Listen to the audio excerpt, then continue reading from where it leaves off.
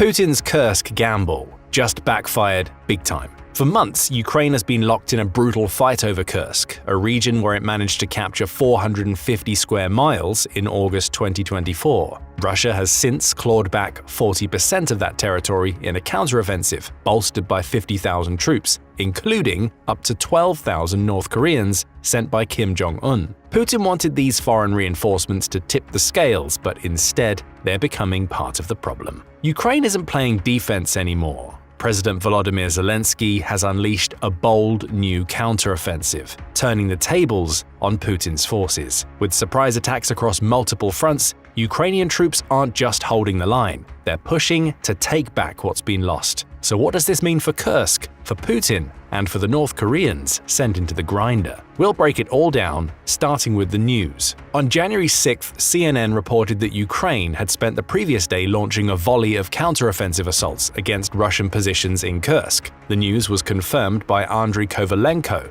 the head of Ukraine's Center for Countering Disinformation, who told the outlet that Ukraine was launching surprise attacks throughout the border oblast. Much as it did with the initial Kursk invasion in August 2024, Ukraine was hoping that this surprise element would catch the Russians so off guard that they would be forced to cede territory. The strategy might be working. Posting to Telegram on January 5th, the head of the Ukrainian presidential office, Andriy Yermak, delivered a simple message. Kursk region, good news. Russia is getting what it deserves. Yermak provided no further details, though his message suggests that Ukraine had enjoyed at least some victories in its latest counteroffensive and that it would now start to push its advantage. Russia's defense ministry had the opposite message. While Yermak lauded the brave Ukrainian soldiers taking part in the counteroffensive and their supposed success, Russia claimed it had repelled the Ukrainian attackers. A defense ministry statement claimed Russia had taken decisive action, supported by artillery and aviation units. That action supposedly resulted in the destruction of the main Ukrainian forces that are gathered in the village of Berdyan,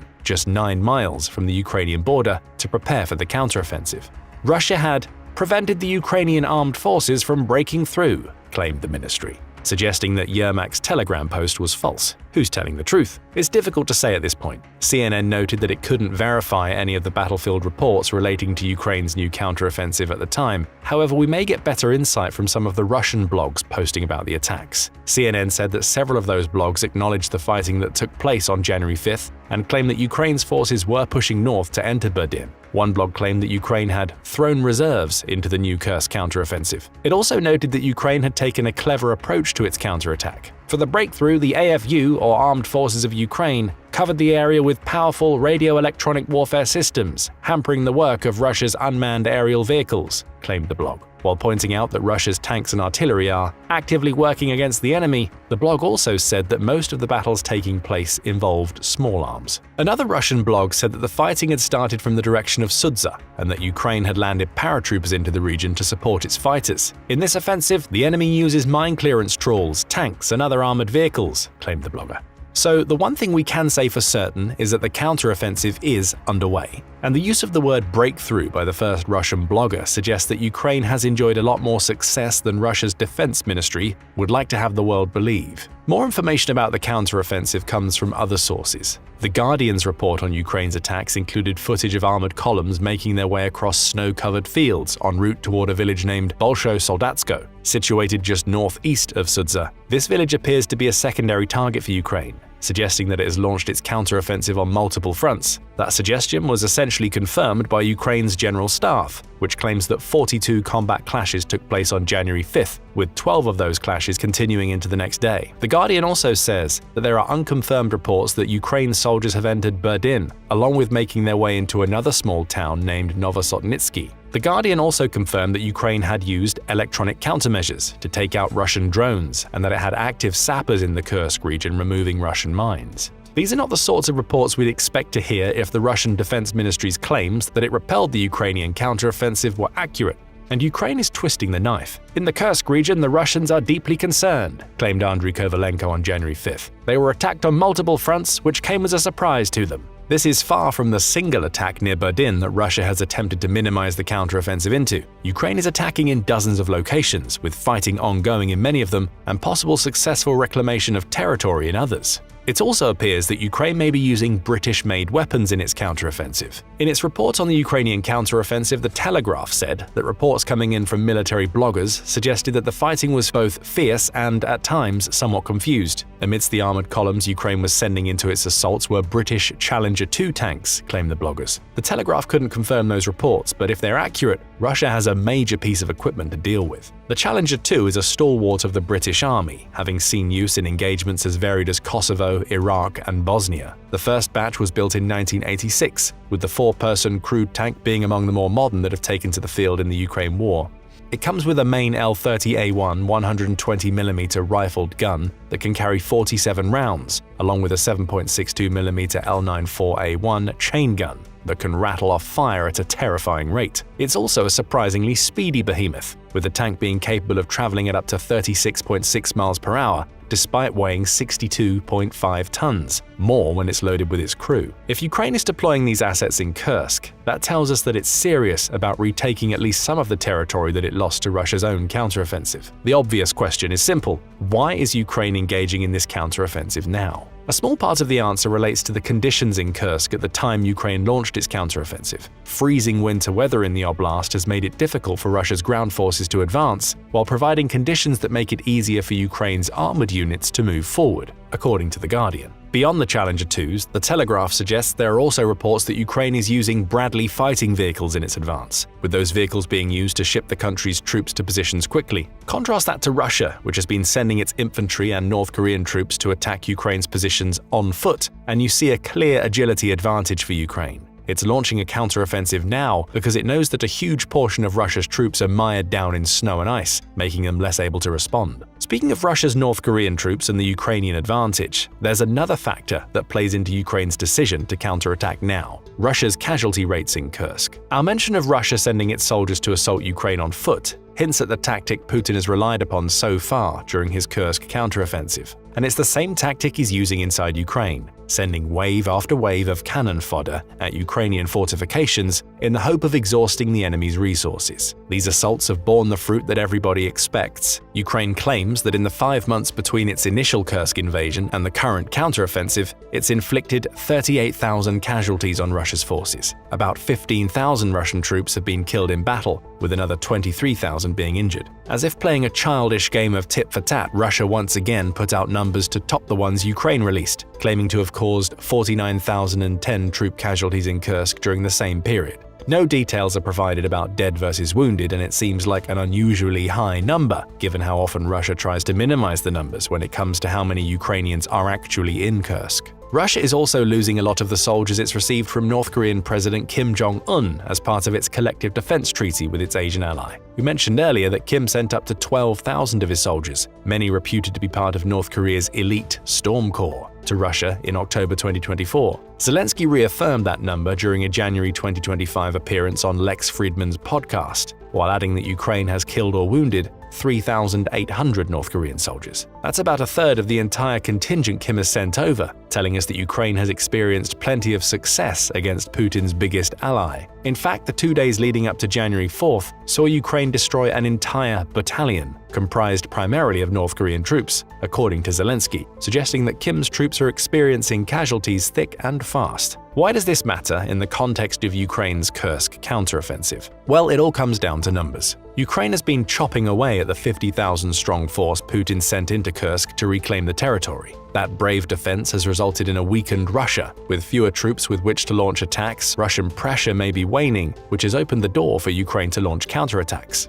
There are now gaps in the Russian front line, or at least in areas where there are more scattered troops compared to those with rigid defenses. Ukraine has likely identified where Russia is weakest based on its casualty rate and used that information to hit Putin where it hurts. Where Russia's leader would have hoped that this human wave approach would break down Ukraine's defenses, he instead weakened his own to give his enemy more opportunities. Ukraine has taken those opportunities, and it now appears to be advancing into several of the small villages and towns that it lost to Russia's initial Kursk push. But there's more. Ukraine is also mindful of a massive event that's set to occur midway through January: the ascension of President-elect Donald Trump to the White House. Trump was another subject of Zelensky's conversation with Friedman. Ukraine's leader highlighted that Trump's security guarantees could lead to the end of the war in Ukraine, but only if Trump followed through on his promises.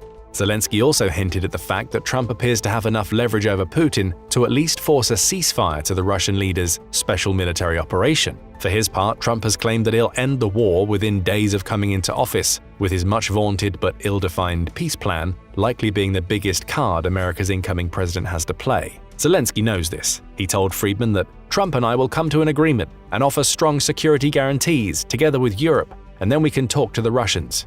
Whether Ukraine's leader actually believes this is up for debate. After all, he told French President Emmanuel Macron on December 30th that Ukraine needs to be realistic about its territorial issues and that there will be no quick and easy resolution to the war. Territorial issues is the key phrase relating to Ukraine's most recent counteroffensive. Theories abound about what Trump's plan will actually look like, but one of the most popular involves creating a massive demilitarized zone across the 745-mile front line of the Ukraine war. That zone will be patrolled by European troops. Polish, German, British, and French soldiers have all been suggested, with the US taking a hands-off approach. Both Ukraine and Russia would have to agree to the conditions of a ceasefire, with the zone preventing either from attacking the other. From there, peace plans could begin, with negotiations likely to revolve around the territory each country has. Russia currently holds about a fifth of Ukraine, with the majority of that territory being in the south and east. Putin's push in Donetsk, more on that later, could lead to Russia holding even more by the time that Trump comes to power. As for Ukraine, it has Kursk as leverage that it can use to reclaim some of the territory Russia has overrun during Putin's special military operation. So another reason for Ukraine's Kursk counteroffensive becomes clear. For as many soldiers as Putin has lost in his effort to retake Kursk, he's at least seeing some success. We mentioned earlier that Russia has already retaken about 40% of what it had lost to Ukraine's August 2024 invasion.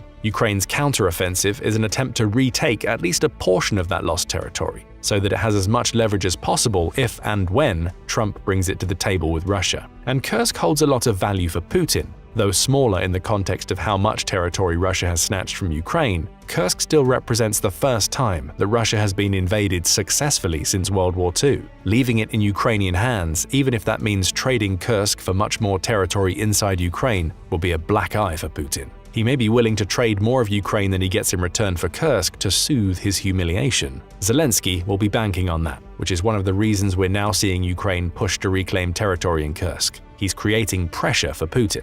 And that brings us to another reason why Ukraine has chosen now to counterattack in Kursk. Fellow of the American think tank Yorktown Institute Robert Clark affirms that Ukraine intends to use any territory it has in Kursk as a bargaining chip later on. However, he also notes that Putin has committed a lot of his reputation amongst his own people to the success or failure of Russia's current efforts in Kursk. Clark says Ukraine's latest move will mean a huge deal more to Putin than it will to Trump in the context of peace talks. Putin has told the Russian people over the Christmas period that he will return all of Kursk to Russia. So the ability for Putin to really retain control of Kursk is going to be far more important to him and to Russia than it will be to President Trump going forward. Again, it's the humiliation aspect we mentioned earlier. Putin is under pressure from his people and perhaps forces in the Kremlin that have taken Kursk as a sign of weakness, thanks to what Ukraine is doing. Reclamation of the Russian land lost becomes a whole lot harder when Ukraine is actively taking territory back, along with defending what it still holds. Times Radio's international correspondent Alex Cadier agrees. He says that Ukraine's counteroffensive bucks the narrative of the last few months, in which Russia has been slowly retaking territory in Kursk.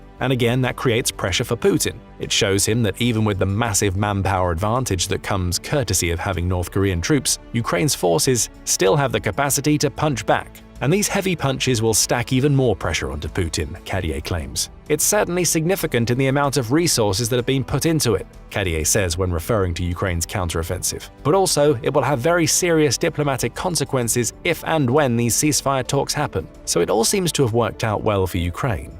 Wintry conditions gave it the mobility advantage it needed to launch the counteroffensive in the first place. Having enjoyed so much success in terms of pure Russian and North Korean casualty rates only added to the opportunity that winter delivered, as it created gaps for Ukraine to exploit. And with Donald Trump soon to become president, Ukraine is taking every chance it gets to grab territory and pile pressure onto an already weakened Putin, both domestically and in terms of upcoming peace talks. There's also the matter of Donetsk to consider. While all of this fighting in Kursk is going on, Russia is pushing hard to claim as much territory in Ukraine's east as possible. Russia is advancing through that region at the fastest rate it's managed in terms of territorial acquisitions since February 2022 and the initial invasion. Putin's troops are on the verge of flanking the Donetsk city of Pokrovsk and have forced the abandonment of key Ukrainian defensive positions. These include an underground stronghold in a ruined thermal power plant that Ukraine has spent most of the war defending. These advances won't have escaped Zelensky's notice. In fact, some commentators have even criticized Ukraine's actions in Kursk, with that criticism likely to intensify in the wake of the counteroffensive.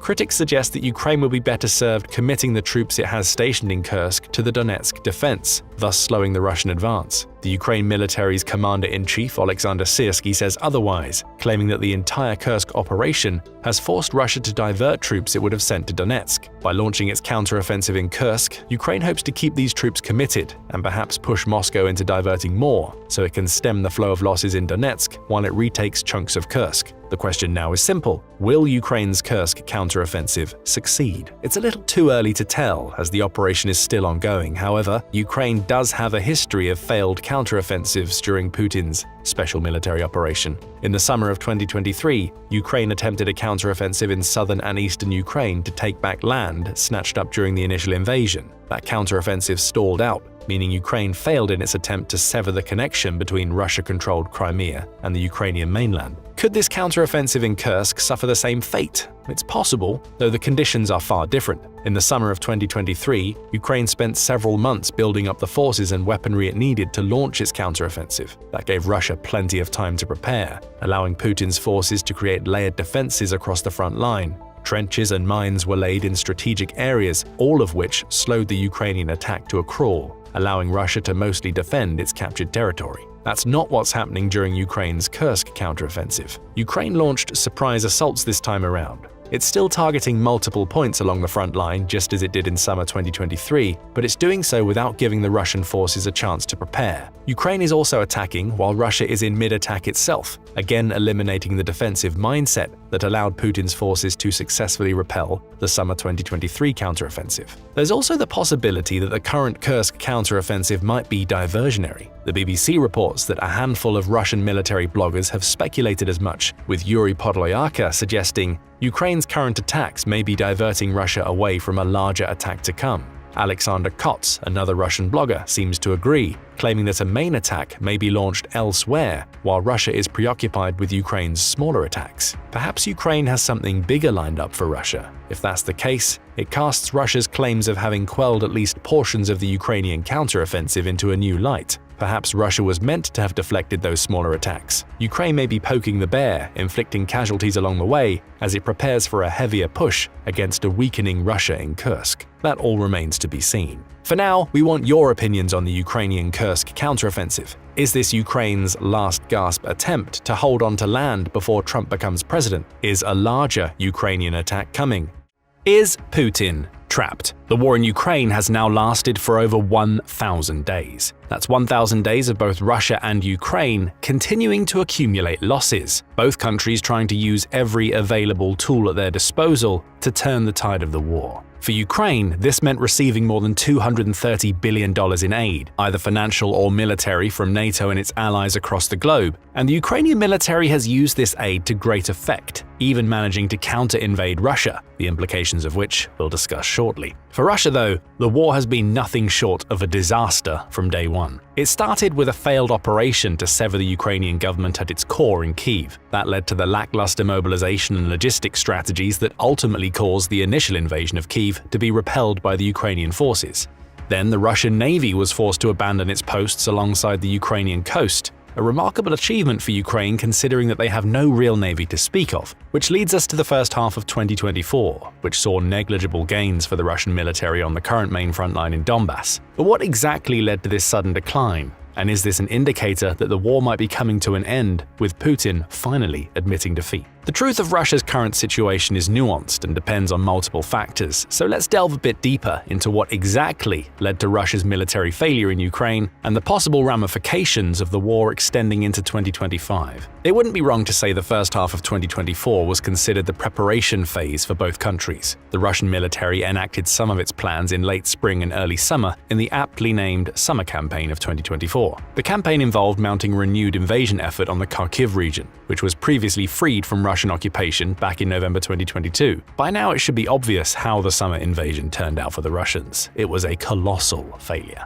The Russian military used odd tactics in the region, to say the least. Instead of leveraging the army's large consignment of military vehicles, specifically tanks, the Russians predominantly focused on infantry-based strategies. Reports from the Kharkiv region at the time suggested that the Russian army used regular soldiers who would ride motorcycles to get to the newly made front lines as quickly as possible before discarding their bikes to join their fellow soldiers in the trenches. To support this initiative, Russia deployed makeshift turtle tanks, actually T-62s, T-72s, and T-80s, modified with additional metal armor on top. Those modifications highlighted Russia's growing desperation on the Kharkiv front, as even its older tanks required makeshift upgrades to remain viable in combat. The turtle tanks had practically no offensive capabilities, which indicated that Russia was starting to run out of usable tanks and modern armor to use on the Kharkiv front. Why is that? Well, the answer perhaps lies in how Russian tanks proved to be much more vulnerable than they were supposed to be. On paper, T-90s should be modern tanks with combat capabilities close to the American M1 Abrams, the British Challenger 2, or the German Leopard 2.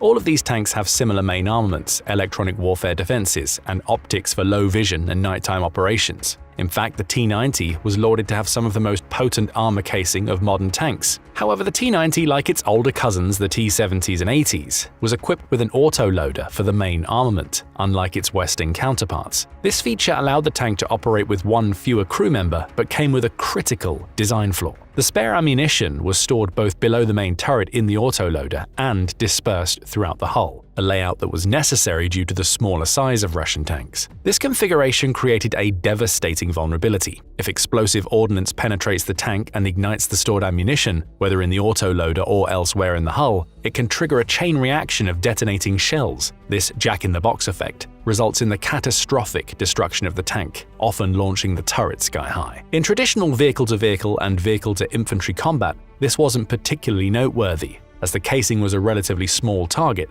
that could only be hit slightly above or below the vehicle, which were unusual trajectories for ground combat. However, the Ukrainian army used weapons and tactics that capitalized on that weakness. By using small, commercial-grade drones and outfitting them with grenades or anti-tank mines, the Ukrainian drone operators could directly guide the drone above the tank, specifically targeting either the hatch or the ammo storage. The result, the absolute annihilation of Russian tanks, in which practically no measures were enough to protect against the incoming drones. The proliferation of drone-based warfare stretched far beyond using them against tanks. The drones were outfitted with either surveillance capabilities or explosive ordnance, making them vital to practically any scenario and used on both sides of the conflict. The main benefit of using drones, at least for Ukraine, is that it allows its army to shore up its two major weaknesses. The first was lack of personnel. Ukraine has roughly a third of Russia's population, and its armed forces at the start of the war were outnumbered by as much as 5-to-1. This ratio got better over time as Ukraine tightened its conscription efforts and volunteers flocked to defend the country. But even today, Ukraine is estimated to have around 70% of Russia's total active manpower and only 60% of reserve forces. Secondly, drone warfare was a great economic equalizer. The FPV drones Ukraine used for small-scale missions cost as little as $400 to $500, making them highly affordable. Meanwhile, surveillance drones like the DJI Mavic cost between $1,500 and $3,000, according to Reuters. Even more robust models such as DJI's agricultural drones only cost a few $1,000s, keeping drone warfare relatively inexpensive compared to traditional military equipment. More robust drones such as the agricultural models from DJI come at a higher price point. For example, the DJI Agras T10 costs nearly $10,000, while other models in the Agras line range into the tens of thousands of dollars. Despite their higher cost, these drones offer significant capabilities, making them valuable assets on the battlefield. When combined with the ordnance and necessary modifications to make the drone flightworthy in a more militarized setup, such as extending its total range, Ukraine could field a single-use anti-tank drone for as little as $15,000. Compare this to the cost of the average tank, which ranges from $2 to $4 million, and you can see why investing in drones can be lucrative. Even if 1 in 10 drones hits a target, which is often the most cited statistic from the Ukrainian military squads that focus on drone warfare, it could be well worth the investment. Drone warfare has also redefined Ukraine's coastal defenses. The initial wave of the Russian invasion included the Black Sea Fleet that blocked Ukraine's coast and prevented ships from venturing into deeper waters. This resulted in Ukraine's marine trade having to be rerouted either by hugging the coastal waters, moving alongside Ukraine, Romania, and Bulgaria, or by transporting the goods over ground to Romania and using its port to send ships through the Bosporus. Regardless of the option, the increased length and logistics caused grain prices to rise globally, as Ukraine is the 7th largest exporter of wheat in the world. The Ukrainians managed an early victory in April 2022 when they located the Black Sea Fleet's flagship, Moskva, and fired at it with coastal anti-ship missiles. But the real kicker came with drones, this time modified for sea-to-sea warfare. Ukraine has taken drone warfare to a new level, using coastal drones like the Sea Baby and Magura V5 to target Russian ships. These surface-based drones carried out nighttime raids that forced the Black Sea Fleet to retreat miles away from Ukrainian shores. Most of the fleet has since been relocated to Novorossiysk, leaving Sevastopol largely inoperable due to repeated long-range missile strikes. This has severely limited Russia's naval power in the region. The scale of Ukraine's drone warfare only grew in 2024, leading to significant Russian equipment losses that Moscow struggled to replenish. Reports from Russian state-owned agencies like TASS and IRA Novosti claim that Russia deployed its experimental T-14 Armata tanks, a modern upgrade to the T-90, on the battlefield. However, other sources, including the National Interest, dispute these claims, stating that the T-14s were never deployed due to their high cost and inefficiency compared to the T-90. Even if deployed, the T-14s would likely have faced the same challenges as other Russian equipment. Long-range Ukrainian drone tactics and frequent attacks made deploying expensive assets too risky. Ukraine's ability to produce and launch drones daily has created a consistent and cost-effective threat that Russia has struggled to counter. Russia's losses came to a head in August 2024 when Ukraine did what was previously unthinkable. They occupied Russian territory. The Ukrainian army crossed the border into the Kursk region, catching Russia by complete surprise. The Kursk invasion started small, with reports of between 300 and 1,000 Ukrainian soldiers supported by armored vehicles, tanks, and long-range strikes. But the extent of the invasion would soon grow to allow Ukraine to occupy roughly 500 square miles of territory inside Kursk in 3 weeks, which was more than Russia gained over the previous 7 months. The Kursk invasion highlighted a few problems that Russia seemed to struggle with, which would only accelerate its possible downfall. First, the Kremlin's response to the Kursk invasion was counterintuitive, paradoxical, and delayed. Initial reports from Russia suggested that it would mount a counteroffensive in as little as a few days, and yet the counteroffensive didn't come. Russian soldiers rapidly retreated from the region, with the military building defensive trenches to slow the Ukrainian advance. Those same trenches would be used by Ukraine itself when they managed to take over the territory, as they would stall the Russian counteroffensive in turn. The official reports from the Kremlin severely downplayed the actual state of the invasion, suggesting that the damage was significantly lower than first reported. This was obviously an attempt to keep the Russian population sternly under the influence of existing propaganda, which perpetuated the notion that Ukrainians were being used by the West to remove Russian culture. The propaganda went so far as to call the invaders terrorists, which was possibly a way for Putin to justify more persistent conscription efforts throughout the country. Secondly, the Ukrainian soldiers met relatively little resistance in Kursk. Unlike the contract soldiers who were fighting on the front, the bulk of the stationed troops in the Russian regions surrounding Ukraine seemed to be conscripted men on mandatory military service terms. Ukraine managed to capture around 600 men in the 3 weeks of the invasion, and an early report suggested that conscripts comprised 80% of the prisoners of war that were processed. The interviews with the prisoners revealed that some conscripts received as little as a few weeks of training before being shipped to their posts. The significant disparity between the use of conscripts and contract soldiers indicated that Russia was already trying to cut down its costs as much as possible. The Russian budget for 2024 was expected to expend as much as 40% of the government's spending on military and national defense. In other words, the country would use roughly 7% of its GDP on the military, a figure nearly double that of the US and triple most Western countries. The contracts for the soldiers were made much more lucrative, with salaries triple or quadruple the national average, ostensibly to attract as much manpower as it could for the front lines as possible. And yet, while the number of Russian contract soldiers soared through 2023 and 24, the actual number of troops hasn't. According to Riddle, an independent Russian media outlet that compiled the number of newly signed contracts throughout 2023, the figures reported by Russian authorities are significantly more inflated than reality suggests. Of the 490,000 contracts in 2023, Riddle estimates that only 150,000 to 200,000 of those indicate actual new troops that Russia could use. The disparity was chalked up to the significantly shorter contracts that the military started offering in 2022,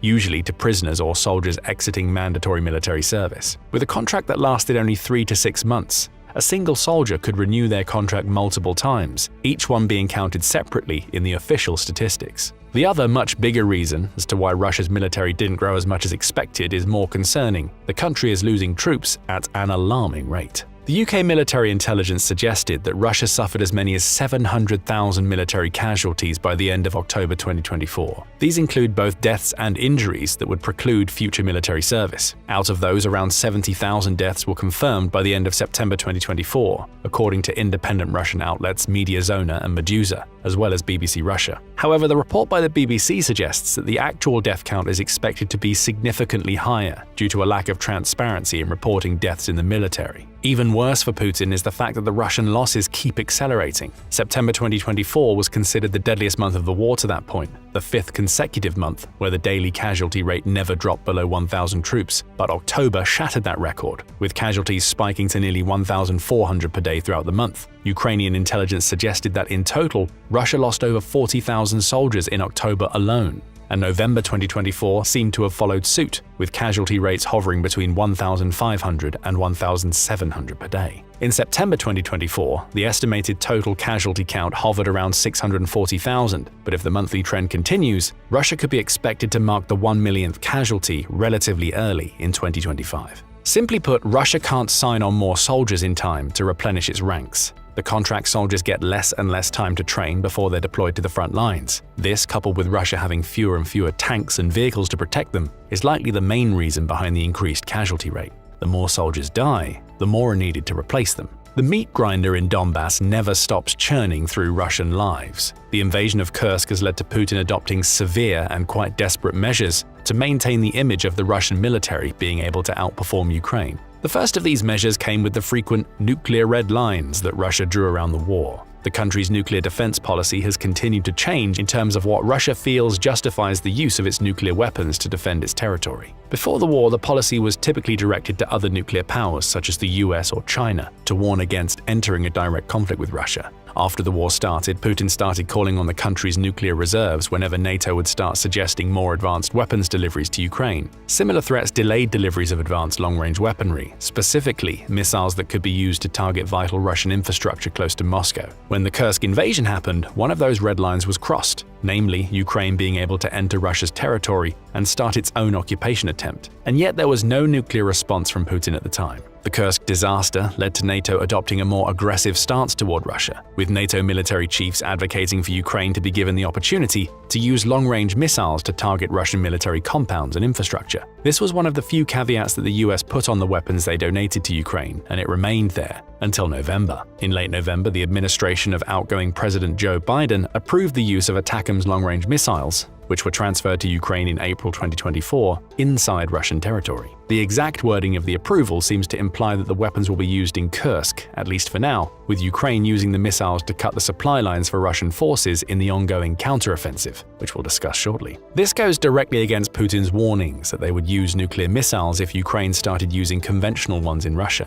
But with the many warnings about nuclear weapons Putin spewed in the past 1,000 days, and with no actual response, NATO might be willing to take their chances with this. The decision to allow ATACMS came due to Ukraine already possessing significant long-range options in its kamikaze drone industry. Ukraine launched devastating drone attacks deep into Russian territory starting in September, with one of the largest attacks occurring on September 10th, and using more than 140 drones that managed to hit the Russian capital of Moscow. The other way Russia has tried to regain some prestige is by trying to take back Kursk. This time, conscripts wouldn't be quite enough, so Putin called on one of his few allies, North Korea. In mid-October, reports from South Korean intelligence started popping up, referring to the North Korean military transferring thousands of its soldiers into Russia. The first report suggested around 3,000 people were moving to the Russian Outer Manchuria region. These reports were corroborated a few days later by Ukrainian intelligence, suggesting as many as 10,000 soldiers were being transferred directly to the Kursk and Belgorod regions, the two regions where Ukraine has mounted land-based offensives.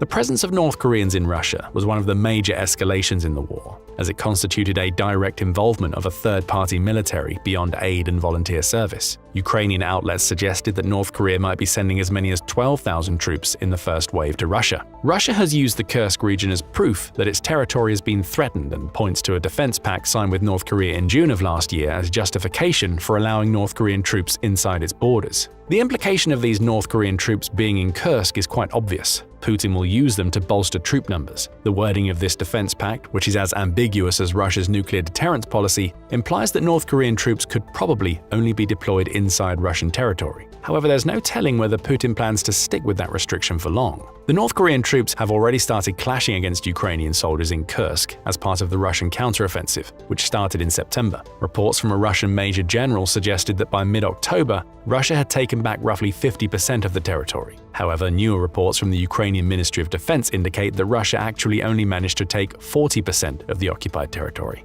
Most of the North Korean forces, however, are still in training, and Ukrainian intelligence suggests that they might not even be of much use to Russia. This is due to the troops having significantly less training in the types of warfare widespread throughout the Ukraine-Russia front lines, as well as speaking an entirely different language. The last time North Korea was in active conflict was in 1953, when the Korean War stalled and the Korean Demilitarized Zone was created. Furthermore, North Korea received a bulk of its military equipment from the former Soviet Union, which likely puts its military industry decades out of date in some respects.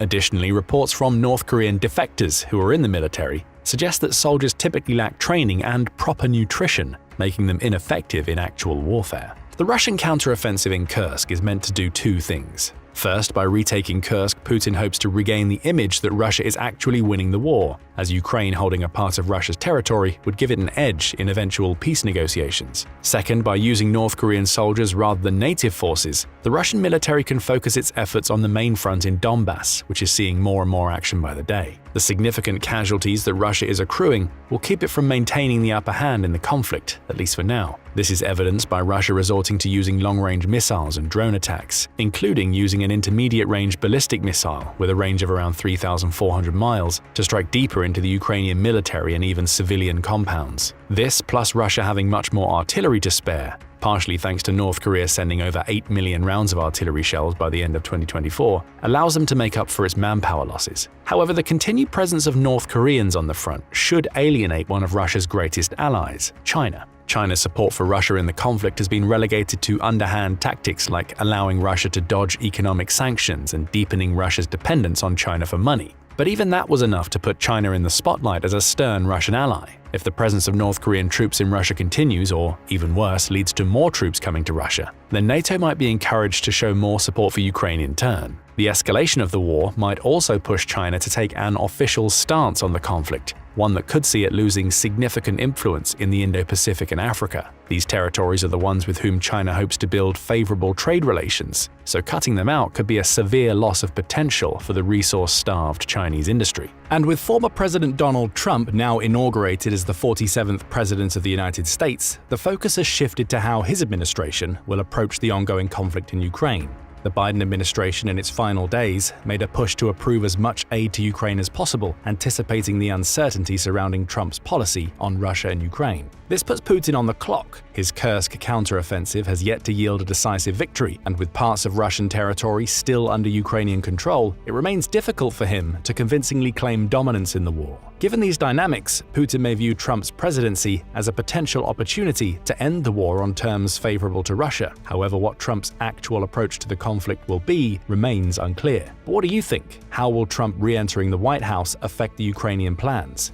The war in Ukraine is heading into its fourth year, and both sides are pulling out all the stops. Every inch of territory has become a battleground as Ukraine and Russia push for tactical, strategic, and technological dominance. But let's take a step back. When Russia's so-called special military operation began, Ukraine's military was dwarfed by Russia's in size and power. Russia was widely believed to have the second strongest military in the world, and most analysts thought Ukraine wouldn't last more than a few weeks. Yet, here we are. Not only has Ukraine held its ground, but it's managed to repel Russia's advances and even mount counteroffensives that have shocked the world. How did this happen? How did Ukraine, the underdog, manage to go toe-to-toe with a global superpower? In this video, we'll take you through the early days of the war, the critical tactics and strategies that helped Ukraine survive, and the advancements that have turned the tide. But first, let's look at just how vast the military disparity was when the war began. A CNN report dated February 25, 2022, has some of the closest approximations of Russia and Ukraine's military strength at the time.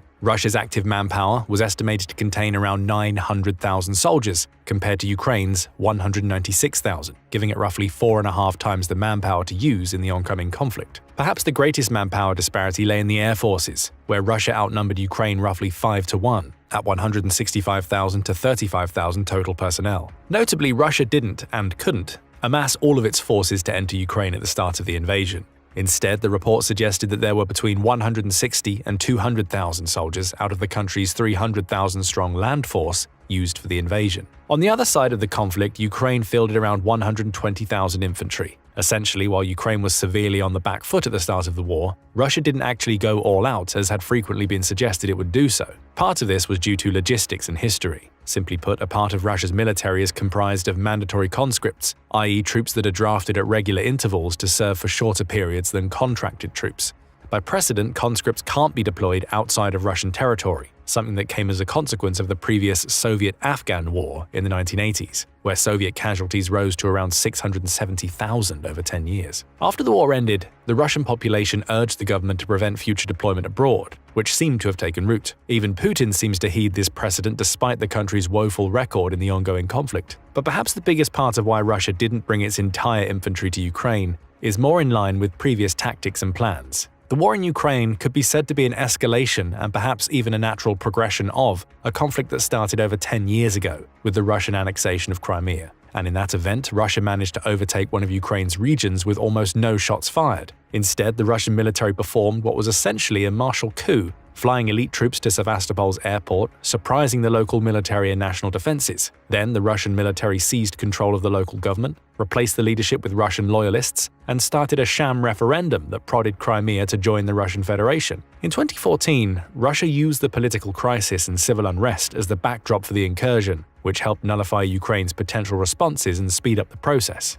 When Russia announced the start of the special military operation in February 2022, Putin tried to repeat the tactic. This time, he'd go for the head of the entire country's government in Kyiv. In Putin's mind, Russia already had a claim on Ukraine both politically and culturally, and the Ukrainian people should have been overjoyed to rejoin the Federation. He believed that the core of the country wouldn't really pose much more than token resistance. Even though many administrations and independent bodies published proposed plans that Russia was gearing up for an invasion, Putin believed that a forewarning would only make Ukraine move a bulk of its forces to the contested Donbas region rather than reinforce Kyiv. He was only partially correct. On the first day of the war, Russia launched a two-pronged attack on Kyiv, with a small contingent of Russian special military forces aboard some 34 helicopters being the first strike team to approach the Ukrainian capital by air. The mission for these 200 to 300 soldiers was to take over the Hostomel airport, the largest airport that served Kyiv, and one with significant capacity to accept military transport. The attack would come from Belarus, or more precisely from Myzyr, which was only an hour or so away from Kyiv by air.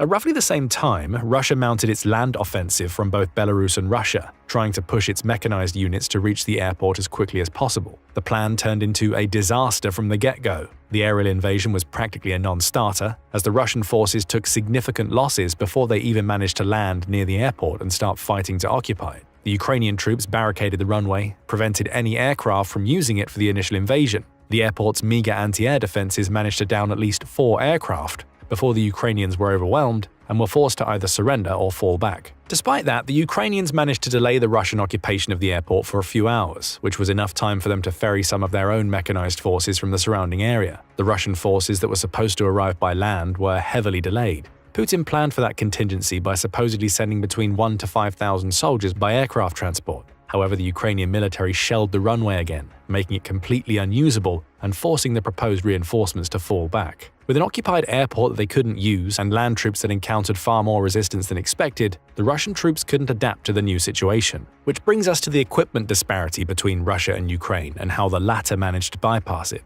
Perhaps the most notable advantage Russia had over Ukraine at the start of the war was its impressive arsenal of vehicles.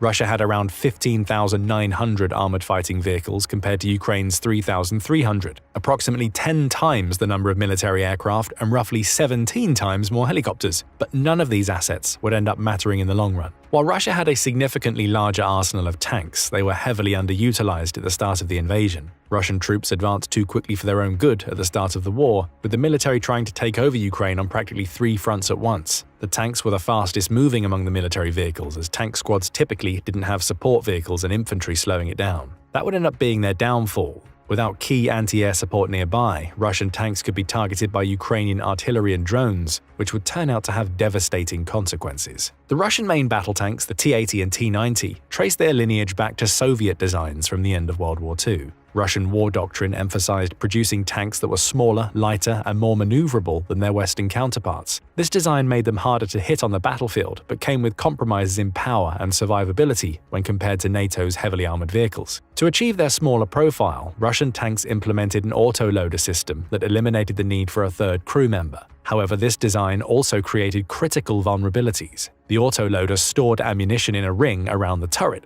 which had areas with minimal armor. Compounding this issue, the tank's smaller size meant additional ammunition was often stored messily throughout the hull and turret, outside heavily armored compartments. This lack of compartmentalization made Russian tanks particularly susceptible to catastrophic explosions. Penetrating ordnance or anti-tank mines, whether striking from above or below, could ignite spare ammo, triggering a chain reaction known as the jack-in-the-box effect. This flaw has persisted across Soviet and Russian tank designs, including the T-90Ms. The T-90M attempts to address this issue with modernized safety features, such as storing most of its spare ammunition in the back of the turret with blowout panels, similar to Western tanks. However, whether these changes effectively counter the design flaws remains a topic of debate. While stymied by the fact that the initial aerial invasion of Kyiv ran contrary to the plan, Russia still maintained a heavy numbers advantage near the Ukrainian capital. However, the Russian military has been making a series of logistical and tactical errors ever since the start of the invasion. First, there was the failed aerial invasion of Hostomel. There was practically no reason to believe that such a bold strategy would actually yield positive results.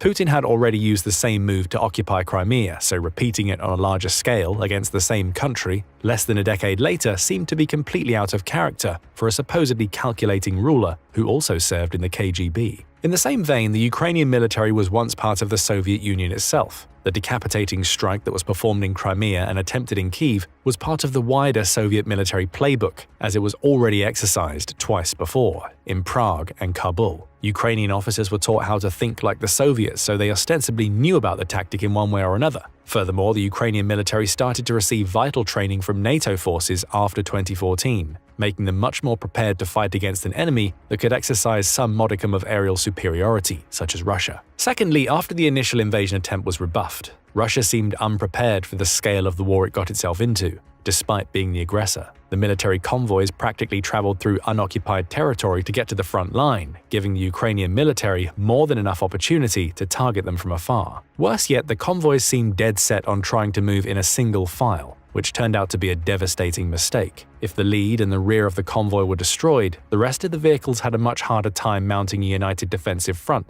and could be disabled freely. Ukraine managed to take out a convoy that contained 100 vehicles by leveraging this exact strategy, showing just how badly Russia screwed up with its tactical planning. Thirdly, Russia never actually managed to surround Kyiv from all sides. The south of the city remained open to reinforcements, allowing the Ukrainian military to keep a steady supply of ammunition and military equipment flowing in and out of the city. Furthermore, the Ukrainian military could pick off the invading Russians from behind, effectively pincerring them against the city. Meanwhile, the area to the north of the city is dominated by the river Dnipro and its tributaries, which were controlled by a series of hydroelectric and irrigation dams. Ukrainians opened several of these dams, drastically changing the landscape around their capital city, with the entryway to the city practically dissected by the river and few entry points remaining to the northwest, where Dnipro's tributaries were flooded. Russia suddenly had a much harder time delivering new supplies to that portion of the front line. Fourthly, the Ukrainians actually had NATO support long before the war officially began. After the annexation of Crimea, Ukraine set about modernizing its military, which also included working closely with NATO to get more modernized equipment. As a part of that, NATO also provided vital military intelligence on Russian movements around Ukraine, which would turn out to be enough to develop an early warning signal for NATO and Ukraine on a possible Russian attack. And while we've discussed at length how Ukraine has received top-notch equipment from NATO during the war, and we'll mention some of those a bit later, the first donations actually started long before February 2022.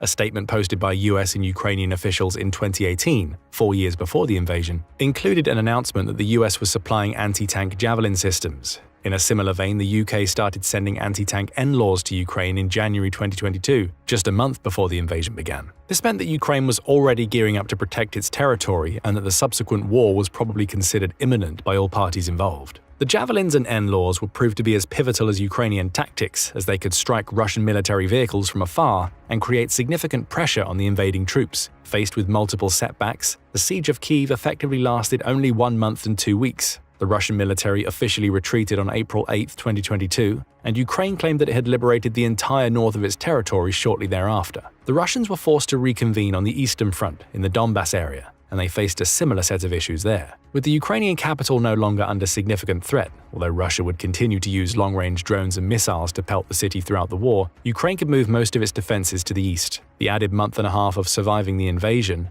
also allowed NATO to start sending in more equipment. These included a mix of Soviet-era weapons that NATO countries and their allies had in stock, such as modified T-72. Poland, the Netherlands, Denmark, the US, and the Czech Republic donated around 470 overhauled or modified tanks, which Ukraine already had experience working with. More modern weapons, such as newer artillery designs, would prove to be similarly devastating in the Donbass region. Effectively, NATO countries started using the war in Ukraine to test their newer weapons in real-life scenarios. Despite the Russian military failing to create innovative strategies, it still had some of the most modern pieces of military equipment around. This would give NATO actual metrics to work with when designing and improving their arsenals. One example of donated equipment that started to turn the tide actually came in an area in which Ukraine had a definitive disadvantage throughout the war: artillery. Russia is the world's largest producer of both artillery batteries, towed howitzers and self-propelled artillery alike, and artillery rounds, outproducing the entirety of NATO threefold. This meant that it could use quantity-based tactics to create significant pressure and push into Ukraine. France was the one to deliver one of the biggest counters to this strategy, at least during the first months of the war. The Caesar is a French truck-mounted 155mm howitzer equipped with an Advanced Fire Control System, or FCS. It can fire 6 rounds in under 2 minutes before rapidly relocating for safety, although it can remain in position if necessary. With a total capacity of 18 onboard rounds, the Caesar offers exceptional agility and survivability on the battlefield. With the truck using a 6x6 or 8x8 wheeled chassis, the entire system is faster, more maneuverable, and impact-resistant than a tracked howitzer, like the ones used by the US and Russia. Furthermore, the digital FCS, the rapid fire rate, and fast deployment and redeployment times allow the Caesar to practically zip in and out of the battlefield. The artillery can arrive at its destination, find its targets, launch rounds, and then be on its way in mere minutes. Add to this the fact that the Caesar has a maximum range of around 25 miles, far more than Soviet-era weapons, and you get a threat that is near the top of its class. This would prevent Russian forces from being able to mount a counterattack by triangulating the source of the fire. The range advantage of the Caesar would be overshadowed by the introduction of ramjet-assisted artillery, which has a theoretical range nearing 100 miles. While Germany and Boeing are advancing ramjet-powered designs, the 155mm shells currently being provided to Ukraine by Rheinmetall have a range of around 100 kilometers or 62 miles and do not include ramjet technology. However, these extended-range shells still offer a significant boost to Ukraine's artillery capabilities, bringing them closer to traditional missiles like ATACMS in terms of reach. Caesar's track record would drill in the 2 pillars of modern warfare: range and mobility. So long as Ukraine could leverage weapons that either outranged or outmaneuvered Russian counterparts, they could stay one step ahead. But there was a third important factor that allowed Ukraine to pull ahead: economics. Ukraine had received more than $250 billion in donations from NATO, whether in direct financial aid or military equipment and ammunition, as well as humanitarian assistance. It allowed the country to funnel its efforts elsewhere and still keep up with Russia's spending, which was about $140 billion in 2024. More importantly, Ukraine managed to make more effective yet cheaper weapons: drones. The war in Ukraine has seen a proliferation of small drones, such as those for recreation and filming, for military purposes. The basic drone could cost at most a few $1,000s, and the larger agricultural drones, which have a higher carrying capacity suitable for mounting anti-tank mines, better ordnance or more drones, have a cost ranging into the area of tens of thousands. When combined with the dirt-cheap grenades and anti-tank bombs that were nevertheless effective against vehicles and infantry alike, a single drone usually costs far less than the thing or person it targeted. To make matters worse for Russia, it doesn't have many counters for this type of warfare. Jamming techniques led to a technological arms race between the two countries, in which systems would clash against one another and get redeveloped month after month. Russia could only use dedicated anti-air systems, which cost hundreds of thousands of dollars per missile to strike down a drone. With that, Ukraine launching waves of drones started putting serious dents in Russian military equipment and budgeting. A $10,000 drone destroying a $500,000 tank or getting taken out by a $100,000 missile was always going to be worth the effort for Ukraine, even if they ended up losing 10 drones for each hit. Drone warfare was also how Ukraine has managed to retake control over its coast. The Russian Black Sea Fleet was forced to stop its blockade of the port of Odessa in November 2023 after numerous Ukrainian drone and long-range missile strikes on ships and refueling ports in Crimea. Ukraine also prototyped and deployed the world's first sea kamikaze drone, one designed to swim to its target. The nighttime raids on ships took out the fleet's flagship and destroyed many others. Freeing up sea access would allow Ukraine to revitalize its exports, as it's one of the world's largest exporters of grain. The sea trade returning to its pre-war levels just a year into the war showcased just how little pressure Russia could put on a country that had no navy to speak of. Finally, there's the matter of the aerial advantage Russia supposedly has. In truth, Russia has never really managed to exert air superiority over Ukraine. The air forces conduct most of their missions close to Russian borders, never straying too far out of Russian airspace. This was because NATO has managed to supply Ukraine with a multi-layered anti-air system throughout the country. It's used Patriot batteries and missiles, drones, man-portable launchers, and various surface-to-air missile systems to disable enemy radars, scramble targeting systems, or shoot down drones. Protected by a wide-spreading shield, the engagement range for Russian forces is typically far below the maximum range of each of its constituent parts. And with Russia being the aggressor, every piece of equipment will be under constant threat, as Ukraine can combine its anti-air systems with aircraft and drones to add yet another layer of defense. With a surprising lack of foresight and an over-reliance on systems that haven't stood the test of time, it's fairer to say that Russia is performing so badly due to its own lack of innovation in military tactics. And the situation hasn't really improved for Russia since the start of the war. NATO has started sending more modern equipment with every new donation package, and Ukraine has managed to create an actual drone-making industry. Meanwhile, Russia's casualties are mounting to the point where it has to use North Korean soldiers to boost its numbers. It's a sign that the end of the war might be on the horizon. But what do you think? Will Ukraine manage to fully repel Russia? Russia's invasion of Ukraine has hit another deadlock. While Moscow strains for progress, Ukraine's forces are digging in and striking back on multiple fronts. Kyiv's growing confidence raises serious questions. What's driving their bold strategies, and why can't Russia seem to capitalize on its advantages? The answers reveal cracks in Putin's war machine and a looming turning point that could redefine this conflict. Let's dive in.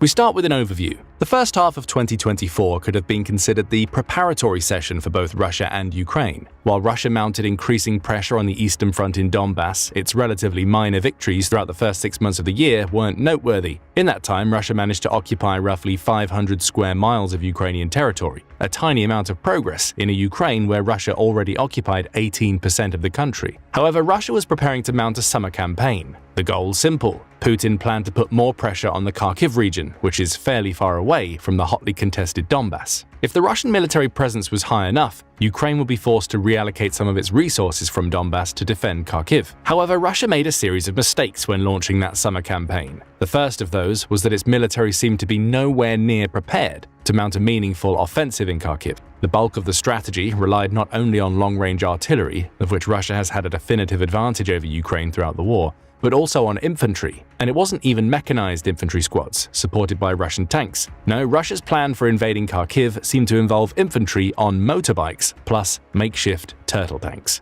While the latter has tank in the name, the vehicles were actually scrapped armored vehicles reinforced with whatever metal Russians could find. These terrible substitutes for real tanks could barely attack, and were instead used to divert and absorb Ukrainian fire. The result of the invasion was catastrophic. Ukraine didn't need to divert much of its forces from the Eastern Front. The offensive in Kharkiv was repeatedly repelled with mid-range weaponry, putting relatively little strain on Ukraine's defenses as compared to normal circumstances. Russia didn't manage to make any progress on either front and suffered around 70,000 casualties over the course of just 2 months, at a rate of roughly 1,200 casualties per day. This was a significant jump from the previous year's numbers, which fluctuated around 1,000 casualties per day, at least according to the Ukrainian Ministry of Defense. Then Ukraine unveiled its plans for the summer. At the start of August, a small contingent of Ukrainian soldiers entered the Russian region of Kursk. For the first time, Ukraine was the invading force, and Russia was in the unusual position of defending its own territory. This created a significant shift in the tide of the war to that point. The Kursk invasion was a resounding success, considering it only lasted 3 weeks. In those few weeks, Ukraine occupied roughly 500 square miles of Russian territory, the same amount of area Russia managed to occupy over the previous 7 months, exposing weaknesses in Russia's military along the way. As the Ukrainian soldiers advanced through Kursk, the Russian soldiers in the area swiftly retreated. If that option wasn't possible, they surrendered to the Ukrainians. According to reports from Ukrainian prisons that process prisoners of war, Ukraine captured close to 600 soldiers in Kursk. Out of those, it was estimated that as many as 80% were relatively fresh conscripts, and those conscripts had stories to tell. Interviews with new prisoners of war revealed just how bad the state of Russia's military was at the time. Some prisoners reported that they were given only a week or 2 of basic combat training before being transported to the front lines. For reference, basic combat training in the US lasts 10 weeks, and according to previous reports, it should last for between 4 and 8 weeks in Russia. The invasion of Kursk also resulted in the forced relocation of at least 200,000 Russian civilians. The Ukrainian government set up a military administration to oversee the occupied territory, and Zelensky boldly claimed that they would try to keep as much of Kursk as possible under their control throughout the rest of the war. To repel the invasion of Kursk, Russia merely relied on building trenches to try and stifle its opponent's progress. Ultimately, no real response came from anywhere within Russia's military for more than a month after the invasion started. It wouldn't be until September 10th, more than 5 weeks after Ukrainians first set foot into Kursk, that Russia would mount a counterattack into the region. More than a month later, on October 14th, Russia's Ministry of Defense announced that its forces had recaptured roughly 50% of the occupied territory. Of course, this is exactly what Ukraine was expecting to happen. Russia's counteroffensive required them to forego some of their vital supply lines on the Eastern Front, delaying its invasion deeper into Ukraine and buying Ukraine a bit more time. And time is what Ukraine needs most. With the invasion of Kursk called a resounding success by most strategists, Ukraine has managed to secure a significant moral victory over Russia. Shortly after the incursion began, the US and NATO countries announced more waves of financial and military aid to Ukraine. Among those was an additional Patriot anti-air missile system, which has proven to be among the most capable and valuable defensive systems Ukraine has gained access to. Considering that the US had only donated a single Patriot before that, an additional system is a significant increase in defensive potential. This would practically ensure that Russia can't leverage its larger air fleet to control Ukrainian skies. Add to that the fact that the donated F-16s from a few European countries finally started flying in early August, and the invasion of Kursk has allowed Ukraine to secure a much more favorable position going forward. The invasion also presented yet another opportunity to trap Russia, this time diplomatically. A foreign power invading Russia's soil was one of Putin's red lines. Ukraine trampled on that red line alone. The Kremlin's initial responses to the Kursk invasion were muted at best, which gave NATO new opportunities to re-evaluate just how much help it can provide to Ukraine without risking nuclear war. Talk of the use of long-range missiles on Russian territory began, with that talk eventually turning into action. On November 18th, word began circulating that President Joe Biden had given Ukraine permission to use its long-range ATTACMS to defend what it had taken in Kursk. Not long after that, similar permission came from the UK for the Storm Shadow missiles Ukraine had been stockpiling, and Ukraine wasted no time taking advantage. By November 19th, a mere day after receiving permission to use ATACMS, Ukraine had fired a volley of 8 of the missiles at an ammunition depot in the Bryansk region. More attacks followed. Ukraine confirmed it had used Storm Shadow missiles in Russia a day later, with senior sources in the country's military dubbing the strike very successful. The message to Putin was clear. Ukraine has long-range missiles capable of traveling around 150 miles or so to Russian targets and isn't afraid to use them. In truth, Ukraine had already offered hints that the West was softening on the use of its weapons in Russia. On September 10th, the same day that Russia announced its counteroffensive in Kursk, Ukraine launched one of its biggest and most ambitious long-range drone strikes into Russia's territory yet. The attack involved a total of 144 drones spread between various regions of Russia, with 20 of them going straight for the country's capital, Moscow. While most of those drones were shot down by Russian anti-air defenses, some managed to hit residential buildings, killing one person and causing flights to be diverted. However, you have to look at the big picture to understand the true value of the attack. The drone attack on Moscow was the first time that the Russian capital and its citizens had seen the effects of the war of Ukraine. Muscovites were relatively isolated from the war effort, or at least the true extent of it, thanks to the widespread Kremlin propaganda that the government has peddled ever since the so-called special military operation began. With Moscow exposed, Ukraine created an unfavorable situation for Putin. Previously, his reign was bolstered by the fact that the upper classes, particularly oligarchs, stood behind him and supported his expansionist agenda. That oligarchy support is now waning. A large portion of the drone strikes have been oriented not towards military compounds or cities, but oil refineries, which are scattered around Russia in its western regions. This might seem strange at first, considering that some of the largest deposits of Russian oil and gas are in Siberia. However, the oil refineries were set up in the west of the country so they could readily supply Europe with products. Russia has so far focused not on stockpiling oil, but on on-demand processing and delivery of it. This means that striking down oil refineries has severely impacted Russia's ability to export and make money off trade. Russia will struggle to sell these products either domestically or internationally. Both are important. US sanctions on Russian banks introduced in late November 2024 impact payments and transactions related to Russia's oil sales. They are made much harder with the sanctions in place. Add to this domestic struggles. If the Russians are unable to endure the harsh winter without the essentials, the morale and willingness of the entire population to keep fighting in the war will likely plummet. This can lead to repeats of anti-war protests popping up across the country. Returning to the oligarchs, it's also important to note how they are also likely to start working against Putin. Since the oligarchs built up their empires on their connections to the West, particularly via Russia's booming energy sector, these efforts have been pretty much annihilated by sanctions and trade bans. Oligarchs no longer have such a big voice in who trades with Russia. China, India, and Iran have become its closest partners,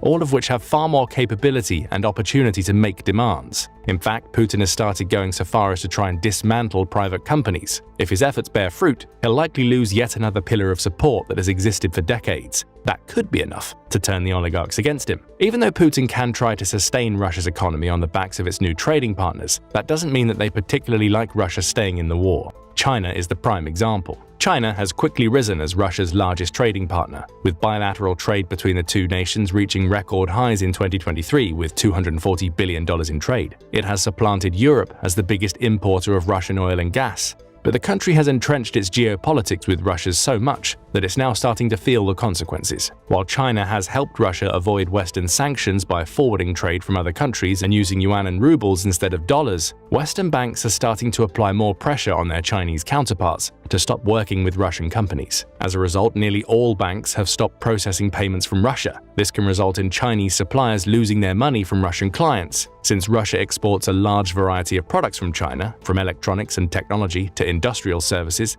severing these connections can cripple the country's manufacturing and service industries. If that happens, Russia will be in serious trouble. Imports vital to sustaining Russia's weapons industry may cease to arrive if China no longer accepts Russian money. Russia's booming energy sector from a few decades ago is now a severely stilted economy, one that relies on the energy sector working at peak efficiency to power everything else. When you combine these factors, there's a possibility that Russia's government will crumble from the inside out. China knows this, which is why it started trying to end the war. President Xi Jinping's outrageous first proposal includes Russia effectively being given full control of the territory it currently occupies in Ukraine. Zelensky won't accept that. But the existence of the proposal at all suggests China may align with the US in trying to push through peace. That brings us to another issue for Russia. Donald Trump won the November presidential elections. Now, President Trump previously indicated that he wanted to end the war in Ukraine within 24 hours of coming to office. That clearly hasn't happened, but we do know he has some kind of peace plan. We don't know the exact nature of that plan yet, at least not officially. But if rumors are true, the plan will involve the creation of an 800-mile buffer zone covering the war's front line that separates Kyiv and Moscow's soldiers. That line will be frozen, meaning Ukraine cedes the territory that's already lost, and it will be staffed by European NATO forces supplied by Britain, France, Poland, and others. Ukraine will also need to sacrifice its push for NATO membership for 2 decades. On the surface, that may seem like bad news for Ukraine, but Trump's peace plan will also put a greater strain on a Russian economy that's already almost wholly reliant on wartime production and a faltering energy sector. A ceasefire wouldn't grind that war machine to a halt immediately, Production would continue so Russia can replenish its lost stocks, but stopping the war would mean hundreds of thousands of soldiers returning to a country where little work is available, and the war economy is starting to end amidst interest rates being 21% and inflation standing at 9.5%. It's a perilous economic position for Putin and Russia to find itself in, with Trump's peace plan potentially exacerbating those issues. A short-term loss for Ukraine could evolve into a long-term collapse for Russia. Add the permission Ukraine now has to use long-range missiles against Russia into that mix, and Ukraine has a ton of leverage against Russia in any future peace talks. Through all that, Russia's ability to export oil and gas to China may drop, causing China to default to other exporters to make up the difference. Should that happen, China's position as Russia's biggest ally on the world stage might be called into question. Russia is only useful to China as a golden goose, exporting vital natural resources and keeping Western countries at bay militarily. If Russia's ability to do both of these things stops for any reason whatsoever, there's little motivation for China to maintain its relationship with them. Meanwhile, the other major country that's trading with Russia is becoming more pro-West as we speak. We're talking about India. India re-established the Quadrilateral Security Dialogue, or Quad, with Australia, Japan, and the US in 2017. The goal of the Quad is to limit China's evolving and growing presence in the Indo-Pacific, and India is a vital player there. Since India controls the western exit of the Strait of Malacca and a good chunk of the Indian Ocean, it can quickly become a blockade on China if things turn sour between the US and China. Furthermore, India has been growing its trade opportunities with Europe and the Middle East. The proposed Middle East corridor is meant to connect the EU with the Middle East and India by bypassing the Red Sea entirely. The corridor is considered to be a significant competitor to China's plans, namely the ambitious Belt and Road Initiative, or BRI. The BRI's goal is to connect China with over 150 other countries and 30 international organizations. The most important parts of the program involve creating a land route between China and Pakistan, which would bypass India and its claims in the Indian Ocean. Then the route would go from Pakistan to the Middle East through the Arabian Gulf. This would give China access to Middle Eastern oil, while completely ignoring the stranglehold the US and India have on the Strait of Malacca. With the war in Ukraine raging for over 2 years and the COVID pandemic causing significant economic hardships before that, the BRI is nowhere near yielding any meaningful results for China. And so long as Russia is embroiled in a war with Ukraine, there's the risk that countries that might depend on China to be their largest trading partner could start turning towards the West as well. China also doesn't want Russia to lose the war with Ukraine because Putin could lose his seat as the head of state, as he's been the one tethering the two countries for the past decade. This means that China might start applying even more pressure on Russia to end the war by all means necessary, even though they are unable to siphon money or products into Russia as a result of sanctions. China now finds itself in a bind. Public support of Putin can only stretch so far when China is so reliant on Western trade. But with all that said, what is Russia doing to try and close out the war? Surprisingly, Russia is starting to get increasingly dependent on North Korea for support. North Korea has ended up being one of the largest suppliers of ammunition to Russia. South Korea suggests that North Korea has shipped 6,700 containers to Russia over the span of 6 months in late 2023 and early 2024. The containers could hold as many as 500,000 rounds of 122mm multiple rocket launcher ammunition. By some estimates, roughly half of Russia's artillery shells might actually be coming from North Korea. Russia has also cozied up to North Korea beyond purchasing weapons. The summer of 2024 saw the two countries sign a cooperative defense pact, which Russia is already using to its advantage. Between 11,000 and 12,000 North Korean troops have already been sent to Russia, with most taking part in a sustained counteroffensive against Ukraine in Kursk. While this might deepen the connection between the two countries and give North Korea far more real-world experience in military conflict, there's another question that should be on your mind. Why is Russia suddenly using North Korean troops? Recent reports from the battlefield might provide an answer. November 2024 was the worst month for Russia in terms of pure personnel losses since the beginning of the war. The country broke its own record for daily troop losses 3 times, culminating in breaking the 2,000 barrier, with 2,030 troop casualties on November 28th. Russia also recorded an average daily casualty rate of 1,523 in November, adding up to 45,680 soldiers lost in just 30 days. It was the 5th straight month in which Russia saw its casualty numbers rise. This has likely put a significant strain on the Russian military in terms of manpower. Reports from early 2024 suggest that Russia has signed close to 450,000 military contracts in the previous year, Yet, estimates from Russia analysis website Riddle suggest that the actual number of newly contracted soldiers entering the military might be as low as 200,000. This discrepancy can be explained by Russia using short-term military contracts for prisoners or volunteers, which can last as little as a few months. This can result in a single soldier signing multiple contracts in a single calendar year. Russia also fudges the numbers when it comes to its active military. It's currently processing around 300,000 recruits per year as part of its conscription. Those recruits' mandatory service lasts for a year before they have the option of signing a contract.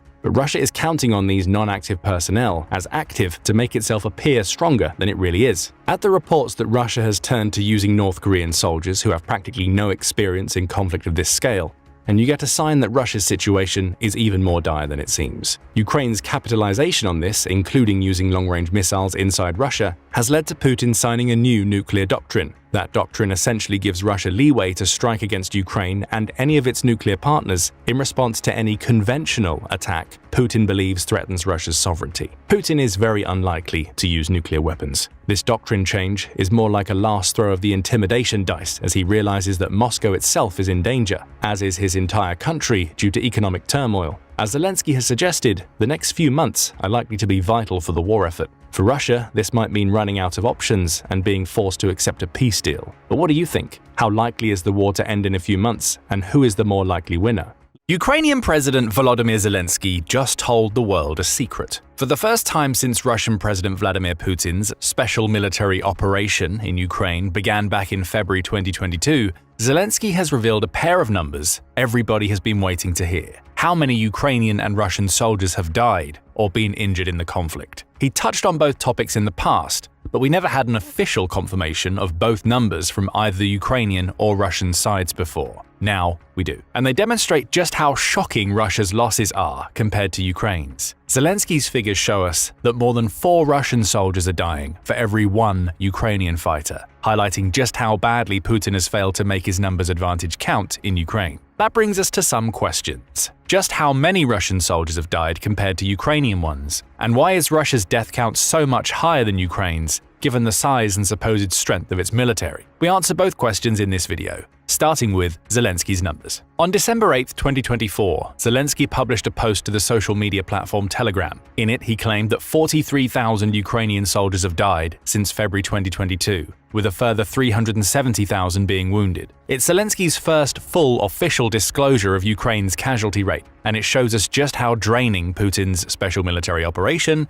has been on the country. Zelensky had hinted at Ukraine's casualty rate before. In February 2024, he told us that 31,000 Ukrainians had died on the battlefield, though he refused to give the number of wounded during that announcement. From that, we can deduce that Ukraine has lost 12,000 of its troops to death over the last 8 months, giving it a rough death rate of around 1,500 soldiers per month. Back in February, Zelensky told the world that he didn't want to deliver too much information to the Kremlin. Now he appears to have changed his tune. And one of the reasons may be that for as draining as the war has been for Ukraine, it's been utterly devastating for Russia. Zelensky also noted that Russia has lost far more of its people than Ukraine. Updated data on Russian losses exceeds 750,000 of their people, Ukraine's president said. This is 198,000 Russians killed and more than 550,000 wounded. It's also 198,000 dead Russians to 43,000 dead Ukrainians, giving us a ratio of just over 4.6 to 1. It gets even worse for Russia. When revealing the numbers, Zelensky was quick to point out that many of Ukraine's injured and wounded recovered and made it back to the battlefield. The 370,000 wounded figure he shared for Ukraine takes into account that in our army, approximately 50% of the wounded return to service, and all injuries are recorded, including minor and repeated ones. In other words, Ukraine's figures are as accurate as they could possibly be, claims Zelensky, even stretching as far as to include injury statistics for those who've been hurt in minor ways that don't prevent them from continuing to fight. These comments could be seen as Zelensky's way of casting doubt on any death or casualty figures Russia releases, with the implication being that Russia may well color its casualty numbers by not recording minor injuries or not counting fighters who got hurt and then returned to the battlefield as casualties at all. Still, the headline here is over 4.6 to 1, 198,000 dead Russians to 43,000 dead Ukrainians. It's worth noting at this point that Zelensky's figures are unverified, at least by the BBC, though they seem to align with estimates provided by Western officials. The BBC says unnamed Western officials put Russia's casualty rate at around 800,000, which roughly aligns with the exceeds 750,000 figure that Zelensky shared. Other sources suggest the Ukrainian death figure may be higher than 43,000. The New York Times says the figure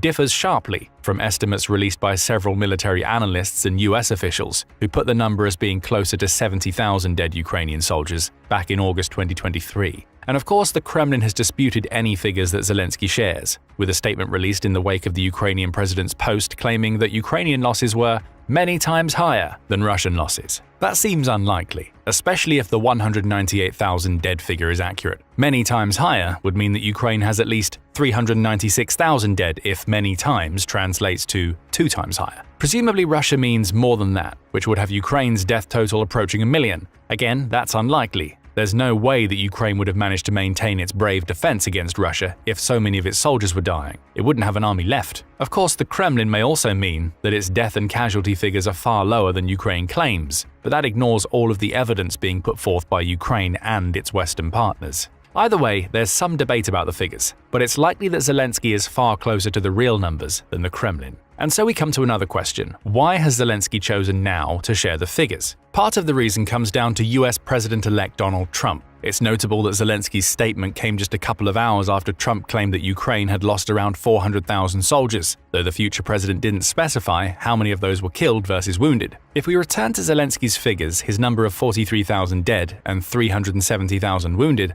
align with Trump's statement. Ukraine's president likely threw in the information about how detailed Kyiv's injury recording is and how many of its wounded soldiers returned to the field to soften Trump's number, showing that Ukraine's losses aren't quite as severe as Trump made them appear. It's also worth noting that Trump said that Ukraine has lost many more civilians to Putin's aggression. According to Statista, current numbers of Ukrainian civilian casualties stand somewhere around 12,162 killed and 26,919 wounded as of November 2024. Those are verified casualty figures, and it's possible that there are more unverified civilian deaths and injuries to add to these numbers. So Zelensky likely made his announcement in part both to clarify Trump's figures and because Trump's post had let the cat out of the bag. But there's another possible reason: peace. In his Truth Social post, Trump also said Zelensky and Ukraine would like to make a deal and stop the madness, when prefacing his sharing of the Ukrainian casualty rate. There should be an immediate ceasefire and negotiations should begin, Trump raged. Too many lives are being so needlessly wasted, too many families destroyed, and if it keeps going, it can turn into something much bigger and far worse. Zelensky would like to make a deal. That opinion is backed by Zelensky himself, who told the Japanese Kyodo news agency on December 1st that Ukraine's army currently lacks the strength to push Russia beyond its country's borders. We do have to find diplomatic solutions, he told the outlet. But any peace plan would have to be fair to Ukraine, Zelensky said. If the conflict is frozen without any strong position for Ukraine, then Putin will come back in 2, 3, 5 years. He will come back and he will destroy us completely and utterly, Zelensky told Kyodo. To ensure that just peace, Ukraine has developed its own 10-point peace plan, which stands alongside its 5-point victory plan, in which it covers the issues that would concern it if a ceasefire were to be announced. The peace plan includes removing Russia's ability to blackmail the world with nuclear disaster, ensuring Ukrainian food and energy security, releasing prisoners and deportees back to Ukraine, and the restoration of Ukraine's territorial integrity, amongst other points. This renewed dialogue around peace casts a different light on Zelensky, revealing the casualty figures. Yes, showing the world that Russia has lost over 4 times as many soldiers as Ukraine could be seen as Zelensky puffing out his chest. Ukraine has killed 198,000 soldiers versus Russia killing 43,000 Ukrainians, he appears to be telling the world. If the West continues to supply us with more arms and training, Ukraine could inflict even more damage on a depleted Russian military. That may be the case.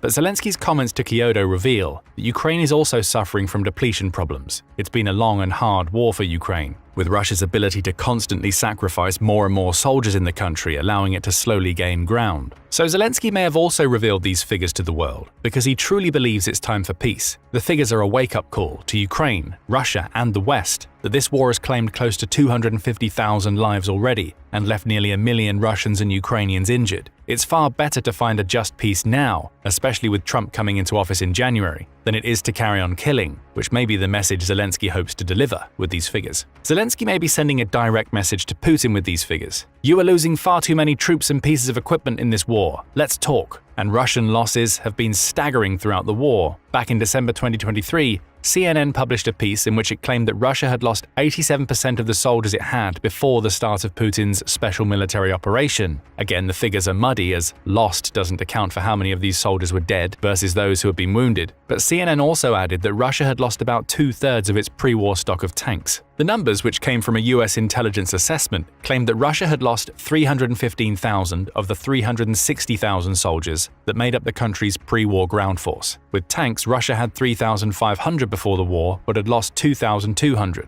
It also had a high infantry fighting vehicle loss rate, with Ukraine having destroyed or disabled 4,400 of Russia's 13,600, a 32% loss rate. This was back in December 2023. It's been an entire year since US intelligence released those figures, and Russia's losses have only grown more substantial. Assuming the 360,000 figure was the overall Russian casualty rate including death and injuries, Zelensky's figures reveal that Russia has more than doubled that casualty rate in the space of a year. That will be a wake-up call for Putin. Zelensky is telling him that Russia is losing too many of its people. A staggering 750,000 Russians are either dead or injured, thanks to the special military operation, and it's about time it all came to an end. But let's come back to the headline figures for a moment. There are 198,000 dead Russians to 43,000 dead Ukrainians in the war. Ukraine is out-killing Russia at a ratio of over 4-1, which brings us to an obvious question. Why? After all, Russia had a far more powerful military on paper when the war started. There's a reason why Russia's leader felt confident that he would take Kyiv within 5 days during the initial stage of the invasion. All of the numbers were drastically in his favor. Yet that 5-day coup didn't happen, and we're now nearing the 3-year point of the war. To figure out how Russia has lost so many soldiers compared to Ukraine, we need to dig into Russia's tactics and its approach to the conflict. We start with the big one, Putin's meat grinder approach to the fighting. When it became apparent that Ukraine was not only going to put up a stern resistance to his invading forces, but that it would do so with Western aid, Putin adjusted his approach. If Russia couldn't steamroll Ukraine, it would just throw thousands upon thousands of its soldiers into a meat grinder to wear the country's defenses down. As The Guardian put it in October 2024, the ends justify the means for Putin. Ill-advised and poorly planned assaults became the norm for Russia's ground forces. The Guardian piece highlights the story of a pair of Russian soldiers who told of their orders to advance to a new position at night through a minefield. It was a suicide mission, the soldiers claimed. 3 groups already went ahead and they aren't responding, and we were the 4th, claimed the soldiers in a video they published to social media. The pair also lambasted their commander, claimed he sent the hungry and freezing in droves to their deaths. Your insane orders are killing them. Russia's tactic of just sending soldiers into dangerous areas almost as cannon fodder for Ukraine's weapons likely accounts for the 198,000 dead that Zelensky claims. But it's a tactic that's working slowly. As the BBC highlighted on December 6th,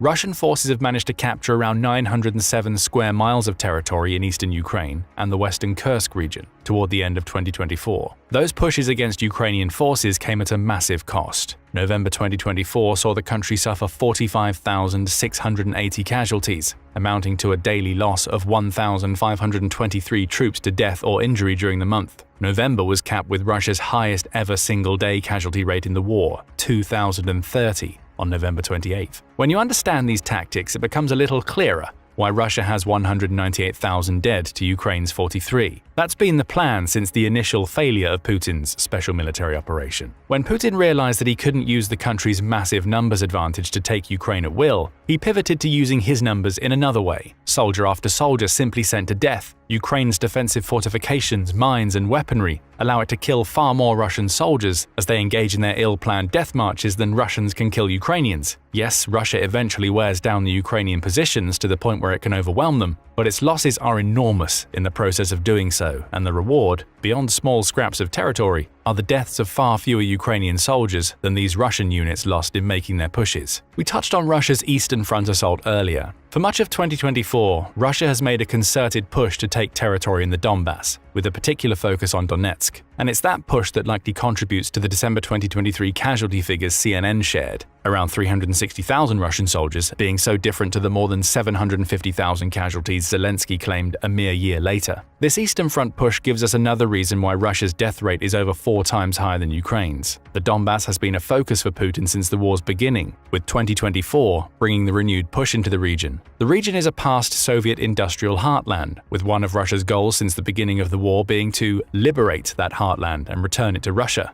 Putin's reasoning is that Ukraine's east is largely Russian-speaking. He's also made claims as far back as 2022 that Ukraine has committed genocide in the region. Those claims are unsubstantiated. The BBC also says that the region was home to mini-Russian statelets before Putin started the Ukraine war. Perhaps it's here where he sources his genocide claims. Since 2014, Ukraine's fighting against these statelets has led to the deaths of around 14,000 people, though 75% of those deaths were of pro-Russian fighters. The region's major cities of Donetsk and Luhansk were still primarily Ukrainian, even with their Russian influence. Still, Putin intends to annex the Donbass much as he did Crimea in 2014, because he appears to truly believe that the Russian-speaking population in the region wants to be part of the Russian Federation. That explains his focus on the Eastern Front and, in turn, the sheer number of deaths Russia has experienced fighting against Ukraine to claim the Donbass. When you throw Kursk into the mix, which Ukraine successfully invaded and is currently defending itself against a 50,000-strong Russian counteroffensive, you get a recipe for death. Putin wants to claim those two territories, or reclaim in Kursk's case, but he's already established that he doesn't have much tactical nous beyond relying on his meat grinder tactics, meaning every day of fighting on the Eastern Front is another day where Putin sacrifices soldiers to achieve his goals. Again, more Russian deaths are the result. So the meat grinder, combined with Putin's focus on a specific region of Ukraine, goes some way to explaining how Russia has lost 198,000 soldiers to Ukraine's 43,000. Russia is the attacking force. Its troops are trying to batter down well-fortified Ukrainian positions, which gives Ukraine more than enough opportunities to pick Russian soldiers off with drones, artillery, and whatever weapons they have at their disposal. For Putin, sending wave after wave of soldiers to deplete Ukraine's ammunition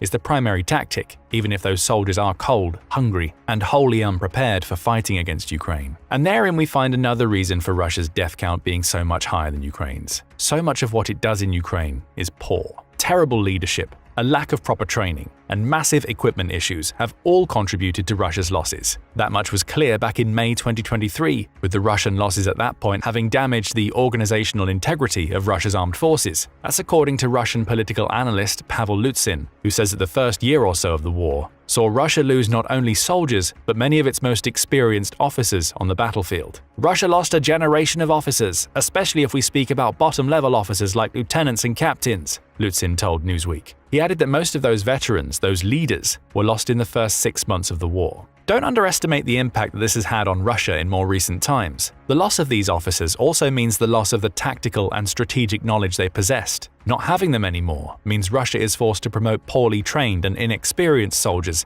into roles for which they're not ready. That's how you end up with situations like commanders telling their soldiers to run through a minefield at night to get to a new position, as revealed in the Guardian story we shared earlier. And when you combine that on-the-ground tactical ineptitude with Putin's one-note strategy, you get the meat grinder to which we've referred so often. Death after death is acceptable to Putin because it doesn't matter what happens to his soldiers on the ground as long as they are slowly gaining territory. Perhaps that's why Russia is investing so little into training its soldiers. George Barros of the Institute for the Study of War said in September 2024, "I find myself being surprised with the new depths of how poor the Russian individual soldier quality is," when referring to troop capabilities on the ground. With each new generation of Russian soldier comes a progressive worsening, as Russia is rushing its soldiers into battle rather than taking the time to train them properly. "It's becoming really difficult for me to see what other additional shortcuts they could take, other than maybe deploying people just unfit for the service," Barros added, before saying the bar for entering the Russian military is very, very low at this point. And that brings us right back to Zelensky's headline figures: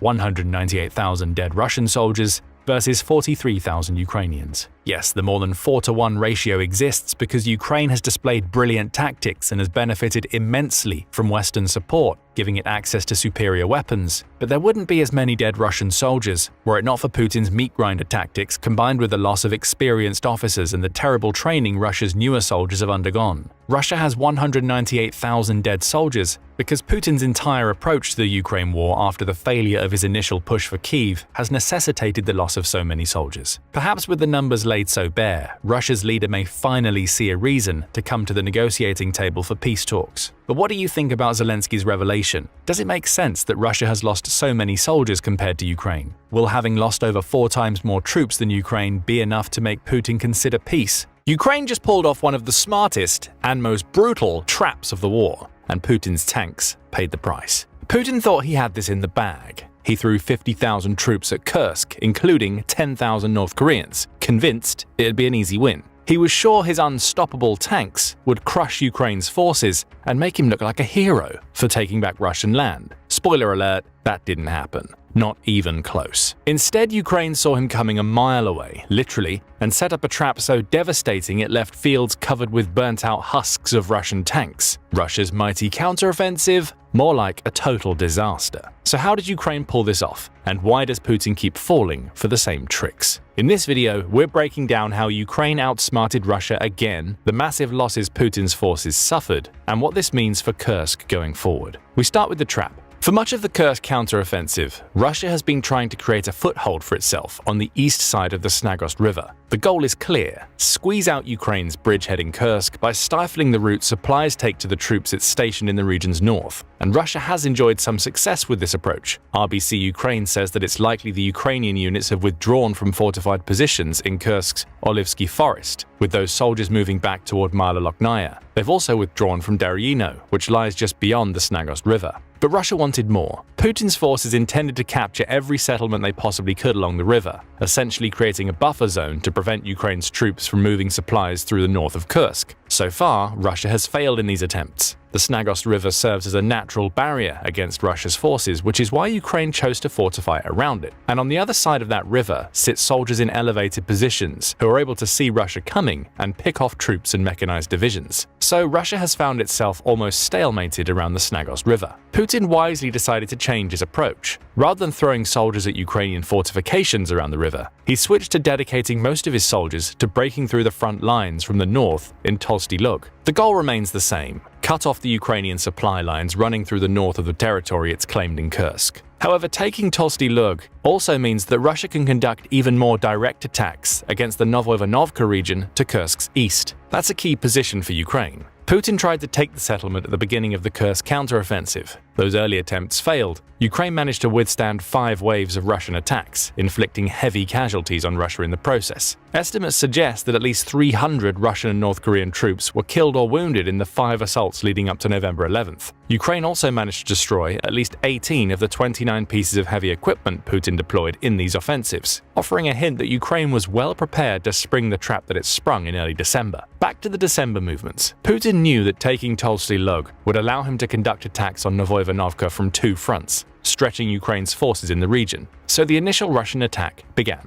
Euromaidan Press says that Russia sent several armored personnel carriers, or APCs, into a large water reservoir in the north of Tolstoy Lug. Their goal was to bypass that reservoir, opening the door for more Russian forces to stream into the region so they could overwhelm Ukraine's forces. The problem for Putin was that Russia had attempted to use this route before during his early attempts to retake Novoivanovka. Ukraine knew he would try again. So it set up constant surveillance in the region using drones carrying thermal imaging equipment to serve as an early warning system throughout the reservoir region. That system was triggered when Putin sent his APCs and Ukraine got to work. Upon detecting the Russian vehicles, Ukraine launched a volley of Javelin anti-tank missiles at the convoy. The Javelin is a man-portable weapon system with an effective firing range of about 1.5 miles. Their missiles are equipped with high-explosive anti-tank, or HEAT, warheads that are capable of penetrating armored steel over 6 times the diameter of the warhead itself, perfect for taking out heavy machinery. Ukraine has used javelins to great effect to take out tanks on its territory during the war. This usage was no different. In minutes, the javelins had made short work of Russia's APCs, leaving the vehicles smoking on the ground. The few Russian soldiers who managed to escape the fiery wreckages of their vehicles attempted to escape into nearby trees, but Ukraine was prepared for that too. First-person view, or FPV, drones were also present around the reservoir. Ukraine used them to track down the soldiers who were now on foot, neutralizing them so that the first wave of Russia's offensive completely broke down. That sounds like a great trap, right? Only that wasn't Ukraine's anti-tank trap. It was just an example of how far ahead Ukraine's thinking is when it comes to anticipating Putin's troop movements. Ukraine would also have known that the purpose of this initial attempt to bypass the reservoir near Tolsty Lug was less about success for Russia and more about figuring out where Ukraine's firing positions were located. Russia now had that information. It sacrificed its APCs to work out where Ukraine would fire from and how quickly it would respond to an attack. Thinking that they knew what they were walking into, the Russian troops plowed forward. several large waves, each containing between 6 and 10 armored vehicles, including tanks and fighting vehicles, attempted to push through. Those vehicles were accompanied by infantry units, with Russia's idea being to overwhelm what it thought were the only Ukrainian firing positions. It's a strategy that Putin has used constantly throughout the war. Figure out where the enemy is, and then just throw soldiers and equipment at the position until their lines are penetrated and they're either destroyed or forced to retreat. The problem is that Ukraine has seen this time and time again. And it was ready. Long before Russia sent its APCs into the reservoir to work out where Ukraine's firing positions were, Ukraine had mined the fields surrounding that key position extensively. As soon as the Russian forces discovered those mines, they saw they couldn't simply circumvent Ukraine's firing positions. Doing so would mean driving their tanks over fields filled with explosives that would destroy their mechanized convoys before they get close to Ukraine. So the Russian waves of tanks had no choice but to follow the singular route Ukraine had created for them, a route that took those tanks directly through a region where they didn't want to be. And the trap was sprung. Several of the Russian vehicles and tanks were immobilized on Dragon's Teeth that Ukraine had set up on the only road Russia was able to travel. Ever since World War II, these small concrete pyramids have stopped tanks in their tracks, leaving them open for counterattacks. The Ukraine war has showed us that Putin still has an antiquated view of ground warfare in many respects. He relies on trenches and tanks to take positions. By using mines to force Russia's tanks to take the route it wanted them to take, Ukraine was able to lead many of them directly onto Dragon's Teeth, immobilizing them and removing their threat.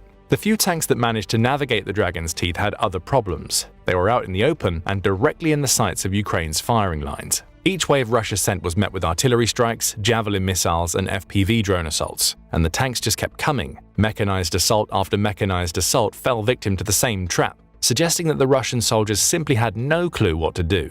Retreat wasn't an option. All the tanks could do was attempt to push forward, while troops from Ukraine's 225th Assault Battalion and 36th Marine Brigade pelted them with munitions. Images from the battlefield published on social media platforms show the extent of the damage. Entire fields are cluttered with the burnt-out shells of tanks and armored vehicles throughout Tolstoy Lug, Nizhny Klin, and Zeleny Shlyak. Some of the tanks were victims of Ukraine's cleverly placed mines. Russia thought it had outsmarted Ukraine by identifying its firing positions and attempting to circumvent them via the surrounding fields. Each tank that went up in flames following the explosion of a mine revealed that Ukraine knew exactly what Putin's forces were up to long before they even sent in the first APC wave. Other tanks lie immobile on Dragon's Teeth, not destroyed but still abandoned by their crews, and more fell victim to javelin and artillery fire, being turned into smoking husks while trapped in a firing line that Ukraine brilliantly tricked them into following. Euromaiden describes the scene as a graveyard of tanks and other armored vehicles. There can be no more accurate description. Putin's forces were humiliated in their attempt to bypass the reservoir near Tolstoy Lug.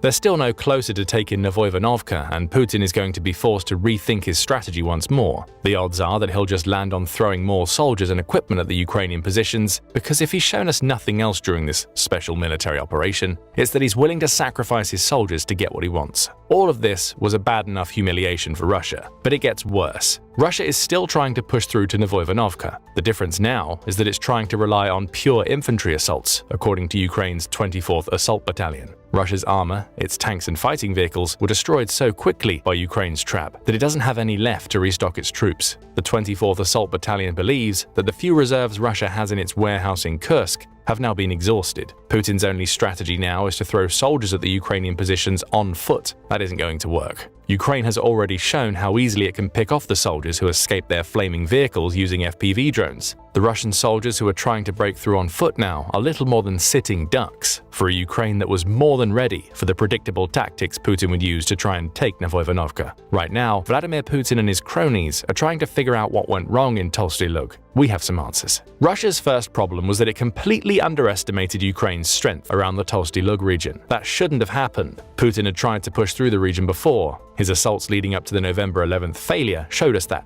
And Ukraine had an inkling that he would try to do it again. That inkling led to Ukraine setting up its FPV drones to surveil the area, meaning it saw Russia's APCs coming, and with the APCs came the likelihood of waves of mechanized units to follow. For some reason, Putin seemed to think that he could try the same thing that had failed weeks before and achieve better results. He didn't seem to realize that Ukraine would use the weeks between November 11th and the beginning of December to further fortify its positions around Novoivanovka in preparation for another assault. Russia's approach has become too predictable, and that's been a problem for Putin for over a decade and a half at this point. As European Security and Defense points out, Putin has been making the same mistakes in Ukraine that he made during his ill-fated attempt to invade Georgia in 2008. That conflict, sometimes mockingly referred to as the 5-Day War because of its brevity, saw Russia attempt to invade Georgia with poorly trained conscripts who lacked the proper training for a ground offensive. It also exposed a raft of technical issues in Russia's military. Its communication systems were so antiquated that they were easy prey for Georgia's electronic warfare tactics. The country's equipment was also in poor repair, with far too much of it breaking down and becoming unusable during Russia's march into Georgia. Once Russia finally arrived into Georgia, its troops were exhausted and the Georgians were ready for them. Over the course of 5 days, Georgia destroyed, damaged, or captured 93 pieces of Russian military equipment, including 4 tanks, 21 infantry fighting vehicles, and 8 aircraft. Logistics were poor, rear support barely existed.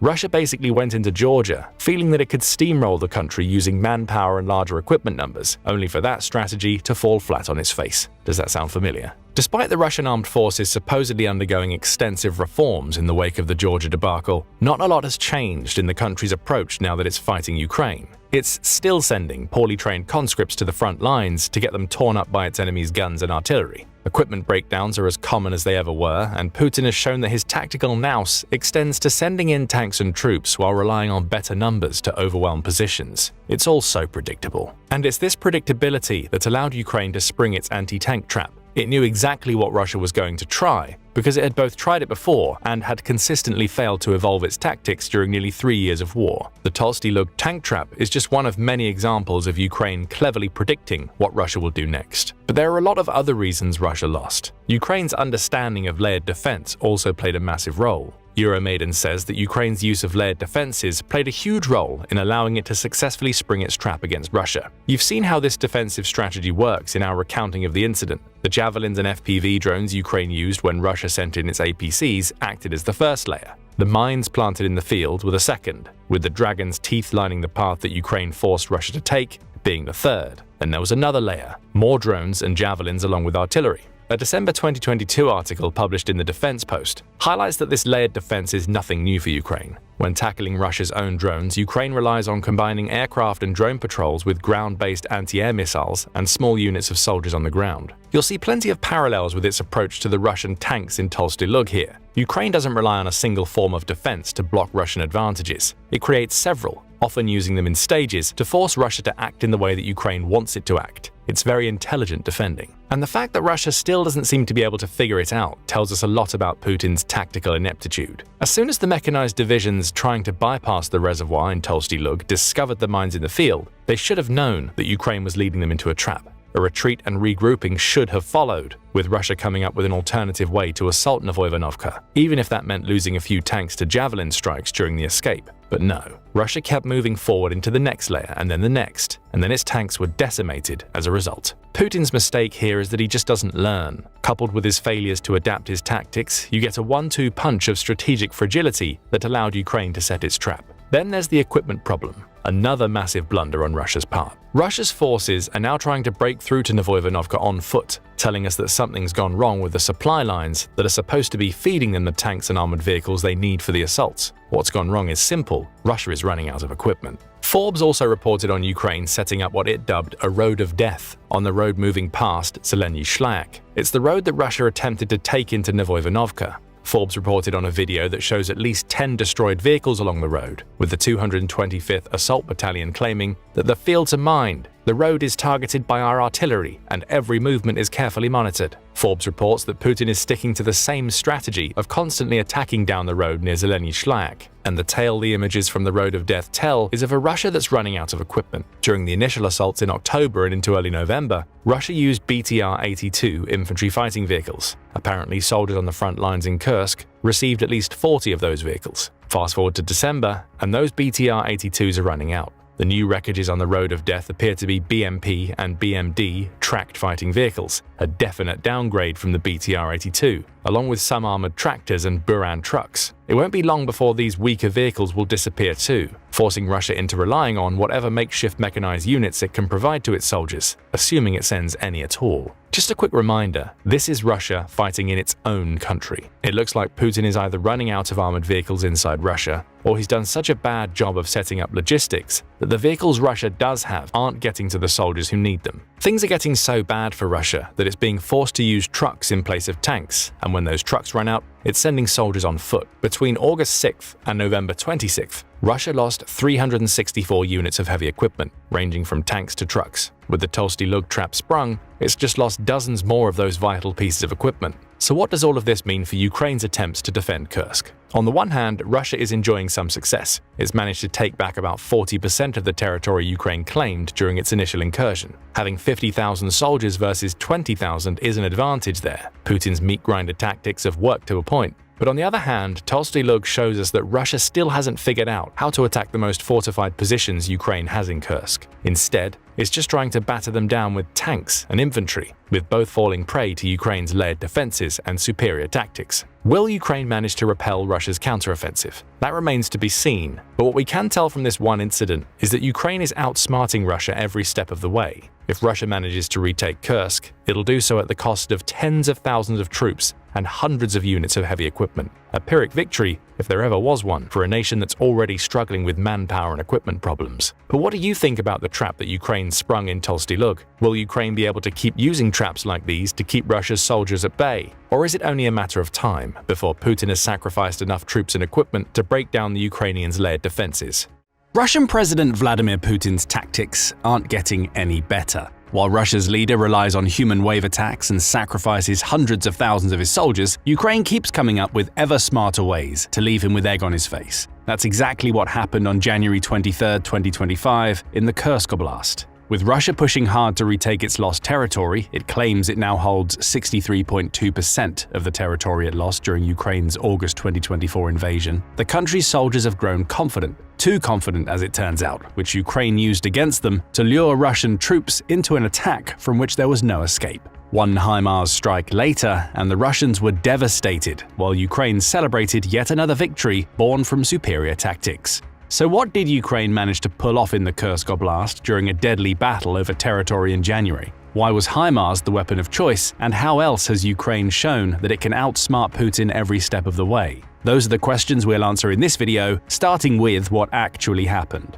As fighting raged in the Kursk village of Sverdlikovo in late January, it looked for all the world like Russia was gaining an advantage. It was pushing Ukraine's troops back, forcing them behind a tree line as it edged closer to retaking the village. Sverdlikovo and the surrounding territory were no strangers to this type of fighting. Earlier in January, both Russia and Ukraine launched offensives against each other to try and take the territory. One of those assaults, which took place on January 5th, saw Russia attacking using 40 vehicles and members of its 106th Airborne Division and both the 155th and 810th Naval Infantry Brigades in what Ukraine dubbed the largest since our invasion of Kursk. As those 40 Russian vehicles trundled along predictable paths, Ukraine countered them with troops riding in infantry fighting vehicles and armored trucks. It was launching an assault of its own after plowing a path toward Berdyn, following the clearance of mines that were standing in its way. As Russia's assault stalled in the face of Ukraine's drones, missiles, and artillery, all of which were employed to blast the encroaching Russians to smithereens, Ukraine found its own attack having to deal with jam-proof Russian drones that swarmed their vehicles.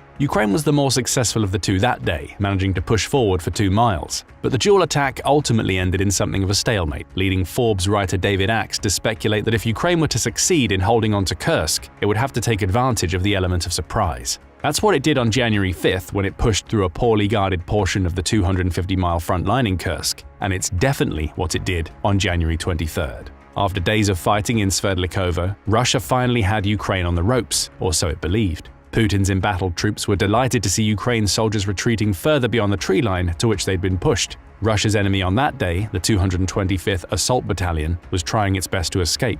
Putin would never allow that. So the triumphant Russian troops gave chase, confident that they would catch up to the 225th Assault Battalion, take it out, and finally reclaim Sverdlikovo for the motherland. There was just one problem. Ukraine's retreat was premeditated and designed specifically to lure the overconfident Russians to their doom. As Russia's soldiers pushed beyond the Sverdlikovo tree line to give chase, Ukraine was preparing a high-mobility artillery rocket system, or HIMARS, around 10 miles away. This American-made weapon has been a game-changer for Ukraine since it received its first delivery in 2022, allowing it to destroy tanks, armored vehicles, and entire units of Russian troops in an instant. HIMARS would rain a hail of rockets on the happy Russian soldiers' parade on January 23rd. While Ukraine prepared its powerful rocket system, one of the country's drones kept track of the Russian soldiers as they pushed through the forested area. It may have been that same drone that watched on as a shower of powerful rockets crashed down on the Russian soldiers, absolutely devastating them. Russia had fallen into Ukraine's trap. An ambush created by a false retreat saw Ukraine finally come out on top in the battle for Sverdlikovo, at least for now. Before any of the Russian soldiers knew what was happening, several M30-31 HIMARS rockets hit the ground. Each one scattered dozens of grenade-sized bomblets after detonating, saturating the Sverdlikovo tree line and causing several Russian casualties. As Ukraine's 225th Assault Battalion explained later, the strike destroyed a significant part of the enemy's manpower, and our groups returned to complete the clearing of the territory. Russia fell for it. Putin fell for it. Ukraine's intelligent ambush showed, once again, that military victories come down as much to who has the better tactics as they do sheer force and manpower. And in a heartbeat, Ukraine managed to hold on to territory it needed to keep, while yet more Russians were added to the casualty list. So we come to a question: how did Ukraine manage to pull this ambush off? It comes down to a few factors, including clever coordination, Putin's tactics, and the HIMARS itself. On the coordination front, this ambush wasn't a ramshackle last-gasp plan that Ukraine concocted to take out the Russian soldiers after being nearly defeated. As David Axe writes for Forbes, the ambush was carefully planned and executed to perfection. Battalion headquarters was in communication with the frontline companies that played the escaping troops in the charade, with that coordination likely involving discussions over the perfect time to spring the trap. Command would need time to get the HIMARS into place. It also needed drone operators to track the Russian soldiers as they entered the tree line, and it had to designate a kill zone for the strike to take place. The escaping Ukrainian troops would lead the Russian soldiers to this specific spot within the forested area so they could be in range of Ukraine's mobile rocket launchers. None of this happened by chance. And Axe argues that it's this level of coordination that's led to Russia and North Korea experiencing 30,000 casualties out of the 60,000-strong force Putin assembled to retake Kursk from Ukraine. Ukraine's high level of coordination is matched by Putin's tactical ineptitude. As Axe points out, Russian and North Korean soldiers in Kursk are increasingly being forced to attack Ukraine along the same few roads leading into the town of Sudza. That makes them predictable. Ukraine knows where Russia is coming from at all times and can set up defensive perimeters to bat Putin's forces back. They can also use this predictability to create traps like the HIMARS ambush that took out so many soldiers. There's also the problem of Putin sending many of these soldiers in on foot. This has been a trend in Putin's tactics since 2024 in the war. As he's running out of mechanized equipment, Ukraine's Ministry of Finance says Russia has lost 9,890 tanks and over 20,500 armored vehicles at the time of this video's creation. Putin isn't pulling his soldiers back. Rather, he's forcing them to attack without those valuable armored units. In July 2024, the Kyiv Independent reported that Russia had started to increasingly employ human wave attacks. These are assaults on Ukrainian positions in which the Russian soldiers are sent on foot to simply bombard the Ukrainians with numbers. Undefended, most of these Russian soldiers are cut down, though they still serve a purpose to Putin. They exist to soak up Ukraine's ammunition to weaken them for the next wave. Putin is using his soldiers as cannon fodder, and it's only gotten worse as Russia has started to struggle with equipment shortages. How much worse? According to the Kyiv Independent, Russia has started to use Ukrainian prisoners of war and its own injured soldiers as shields in these human waves. Russia is also leaving injured troops on the battlefield rather than evacuating them, with a Ukrainian soldier with the call sign Hunter saying that these soldiers are simply left to die. This is a common situation when wounded Russian soldiers are captured, claims the Ukrainian. According to them, they were left to their fate without food and water to die by their own comrades. It's an extremely callous approach to warfare, with Putin demonstrating he doesn't care about the soldiers that he's sending to the slaughter. As long as they're soaking up Ukrainian ammunition, then they've done their jobs. And it all comes down to Russia's equipment shortages. Fast forward to January 2025, and both the Kyiv Post and Forbes highlighted that Russia has started sending its mechanized units to the front lines in civilian cars rather than the armored vehicles that are supposed to protect them. The Kyiv Post says that Russia's growing equipment shortage has led to its troops attacking in any vehicle they can find, including motorbikes, quad bikes, trucks, buggies, and regular cars. None can offer protection against even the most basic of Ukraine's explosive weapons, while those on quad bikes and motorbikes are fully exposed and can only hope that the speeds they can reach allow them to evade Ukrainian fire. Forbes notes that Russia has increasingly started to rely on Lada Zigulis cars. Of course, there's the running joke that Lada vehicles are terrible cars in general, so the fact that Russia is using them on the front lines is another sign of Putin's desperation. The compact vehicles measure just 16 feet from the front to the back and are only 1 ton in weight, nowhere near armored enough to protect those inside from Ukrainian artillery fire. Moklassen, an open-source analyst, notes that, "I guess this Lada storming is the norm now." Forbes points out that Russia has been losing its armored vehicles at a rate of 6,000 per year, more if Ukraine's Ministry of Finance is to be believed, and it's only building around 200 of its BMP-3 fighting vehicles and a few hundred of its other armored vehicles annually.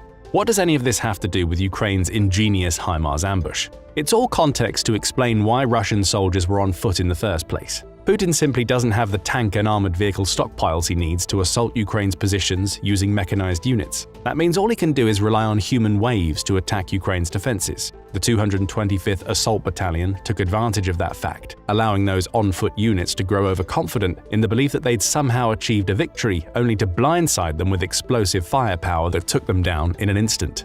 Axe explains in his Forbes article that Russia's on-foot attacks are being conducted with too little support. Putin's infantry are sitting ducks for Ukraine's accurate artillery strikes because they're not able to move quickly enough, and certainly have no armor, to avoid them. And those infantry are especially vulnerable when they cluster together in a pre-sighted kill zone. As the 225th Assault Battalion itself explained, when the enemy, believing in his success, pulled significant forces into this square, they were targeted with cluster munitions from HIMARS. The battalion added, "It's not often that we can reveal the details of such operations, but this time we managed to show how coordination, tactics, and modern weapons work in the hands of the armed forces of Ukraine." There's a subtle message to Ukraine's Western allies that more of these types of modern weapons would allow Ukraine to do plenty more damage to Russia's forces. Still, you could argue that Putin got what he wanted. He made Ukraine expend valuable HIMARS ammunition on these soldiers. But in that case, the Ukrainian trap springing shut opened the door for Ukraine to advance back into Sverdlikovo, something Russia has hoped to avoid. So we have a combination of brilliant Ukrainian tactics, Putin's terrible strategy, and Russia's ever-declining tank and armored vehicle stocks combining to make this clever sneak attack possible. The final piece of the puzzle was the star of the show itself, the HIMARS. Why was this weapon chosen for Ukraine's trap? To understand the answer to that question, we need to know a little bit more about HIMARS. Developed by Lockheed Martin, HIMARS is advertised as the most technically advanced, affordable, and sustainable artillery solution by the company. It has a case. HIMARS is a multiple-launch rocket system that's capable of carrying a six-pack of rockets, all transported by a 6x6 military vehicle. Keep that vehicle in mind because it's key to why Ukraine chose the HIMARS for this clever attack. The launcher itself combines this automotive carrier with a fire control system, or FCS, that handles all of the mission data related to firing on a target, and a launcher-loader module that loads the rockets and ensures they're ready to fire when the FCS has zeroed in on the weapon's target. It's also versatile when it comes to the rockets it fires. HIMARS is capable of firing the entire MLRS range of rockets, including the cluster variety that Ukraine used to devastate Russia's soldiers with grenade-sized bomblets released upon impact. Beyond that, the weapon can fire GMLRS rounds, which are guided and can reach a range of 43.49 miles, and the extra-long-range ATTACMS tactical missile that has a maximum range of 186 miles. The latter missile gives Ukraine the option of striking into Russian territory if it can position a HIMARS near the border with Russia. So versatility is one of the main reasons Ukraine chose HIMARS for this assault. HIMARS' ability to fire cluster rockets made it perfect for taking out the Russian infantry attacking on foot. But even if that unit had access to armored vehicles or tanks, Ukraine's HIMARS could have been loaded with other rockets designed to take them out too. Simply put, Ukraine was prepared for whatever Russia might have thrown at it in Sverdlikovo. However, it's not that armament versatility that made HIMARS so effective in Ukraine's ambush. It was the weapon's mobility. We mentioned earlier that HIMARS is fitted to the chassis of a 6x6 vehicle. That transport is a medium tactical vehicle, or FMTV, which is an all-wheel drive truck weighing 5 tons. The FMTV has a Caterpillar C7 engine and a 7-speed Allison 3700 SP transmission that combine to allow it to reach a maximum speed of a little over 52 miles per hour. It also has a 298-mile range at cruising speeds, meaning Ukraine can quickly transport it to anywhere it needs on the battlefield. Combine all of that with the fact that some of the HIMARS rockets use guidance systems to improve their accuracy, the GMLRS being the standout here, and you get a weapon that's perfect for an ambush. Why? Well, Ukraine can drive its HIMARS to an out-of-sight location thanks to its excellent mobility, and as soon as that weapon has completed its precision strike, ensuring it's gone by the time Russia even realizes what's happened. That mobility means Ukraine can set up ambush after ambush, hiding the HIMARS and even adapting its plans to escape if Russia manages to locate where it's hidden. In its ambush on the Russian troops in Sverdlikovo, Ukraine masterfully used everything the HIMARS has to offer to conduct a clean strike, likely followed by a getaway that allowed it to reuse its mobile artillery units elsewhere on the front lines. Putin's forces never stood a chance. They were outsmarted from the off, fooled into thinking that they were on the verge of victory against Ukrainian forces that had a secret weapon waiting in the wings to decimate them. And it's far from the first time that Russia's soldiers have been outsmarted. Ukraine being 2 steps ahead of Putin's antiquated meat grinder tactics has been a hallmark of the special military operation. As far back as September 2023, Business Insider was reporting on Ukraine making good use of ruses and deception to get one over on Putin and take out his troops in the process. It quoted the Royal United Services Institute, or RUSI, in stating that Russian soldiers are often vulnerable to being deceived. Not because they're stupid necessarily. It all comes down to how they're organized, with Putin's human wave approach making them easy prey for much smarter Ukrainian tactics. Deception has succeeded against Russian forces at all echelons and across all 3 service branches, claimed the RUSI report. And there are plenty of examples. For instance, Ukraine has used old farming trucks sourced from the UK to trick Russia's snipers into firing on decoy targets. Those trucks have right-hand side drive, unlike most trucks sourced from Europe and the US, which allows Ukraine to put decoy dummies in the left-hand seat. The snipers mistake the dummy for the vehicle's driver and shoot at it, giving the actual driver time to find cover and escape the fire. Other examples of Ukraine's superior battlefield intelligence include its ability to take advantage of the fact that Russia's military is so poorly supplied that many of its soldiers use cell phones on the battlefield rather than encrypted radios. All it takes is a little cyber warfare knowledge to zone in on those cell phone signals, and those Russian soldiers become targets for missile strikes. In fact, it was a tracked cell phone that enabled Ukraine to launch missiles at Russian soldiers gathered in the Ukrainian town of Makivka in January 2023. 89 Russian soldiers died in that strike, all because of a cell phone. Ukraine has also used wooden decoys to trick Russia into wasting $35,000 kamikaze drones on attacks that cause no casualties. It's taken advantage of Russian journalists publishing pictures of military and mercenary bases to blast them to pieces. It's even tricked Russia's soldiers into firing on Ukrainian flags, exposing the Russian positions and making them vulnerable to an attack. Right now, Ukraine is keeping up its pattern of outsmarting Russia's forces by using AI-powered drones to scout positions, scan massive areas, and detect vehicles, all autonomously and without the need for human intervention. The HIMARS attack in Sverdlikovo wasn't a one-off example of Ukraine outsmarting Russia's forces. It was one of the many examples that show Ukraine has Putin's number, at least tactically, on the battlefield. There's only one more question left to answer. What is Russia going to do about Ukraine's HIMARS? Not much. It took Russia about 2 years to manage to destroy its first Ukrainian HIMARS, even though the artillery systems have been in Ukraine since almost the beginning of Putin's special military operation. And that success only came by chance when a Russian drone spotted a HIMARS being transported about 25 miles from the front lines in Donetsk.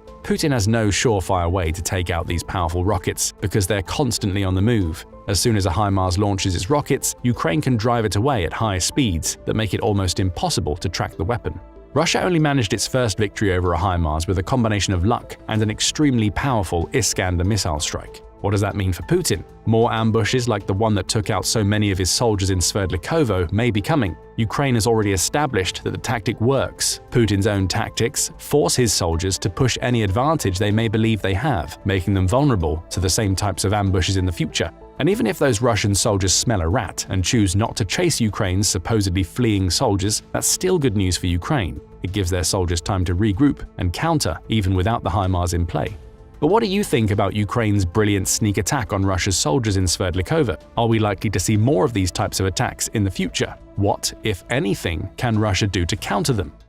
November 2024 will go down as the month that shattered Putin's war machine. His so-called special military operation has turned into a special kind of disaster. Russia isn't just losing troops and tanks, it's losing the ability to fight altogether. Massive casualties, record equipment losses, and a collapsing ruble are hitting Russia all at once, threatening to bring Putin's entire war effort to its knees. This isn't just a bad month, it's the kind of month that could change everything. So why was November 2024 such a turning point, and what exactly went so wrong for Putin? The answer starts with troop losses. A lot of troop losses. On December 1st, the New Voice of Ukraine reported that Russia's army suffered its highest irrevocable and sanitary losses of the war so far in November 2024. The numbers make for terrible reading for Putin. A staggering 45,720 of his personnel were killed or injured during the month, according to Ukraine's defense ministry. That number is roughly equivalent to 3 entire motorized rifle divisions of the Russian army. Equipment losses were equally horrendous for Russia. Ukraine managed to destroy 307 of the country's tanks during November, adding to a tally that had already exceeded 9,500 by the time the month began.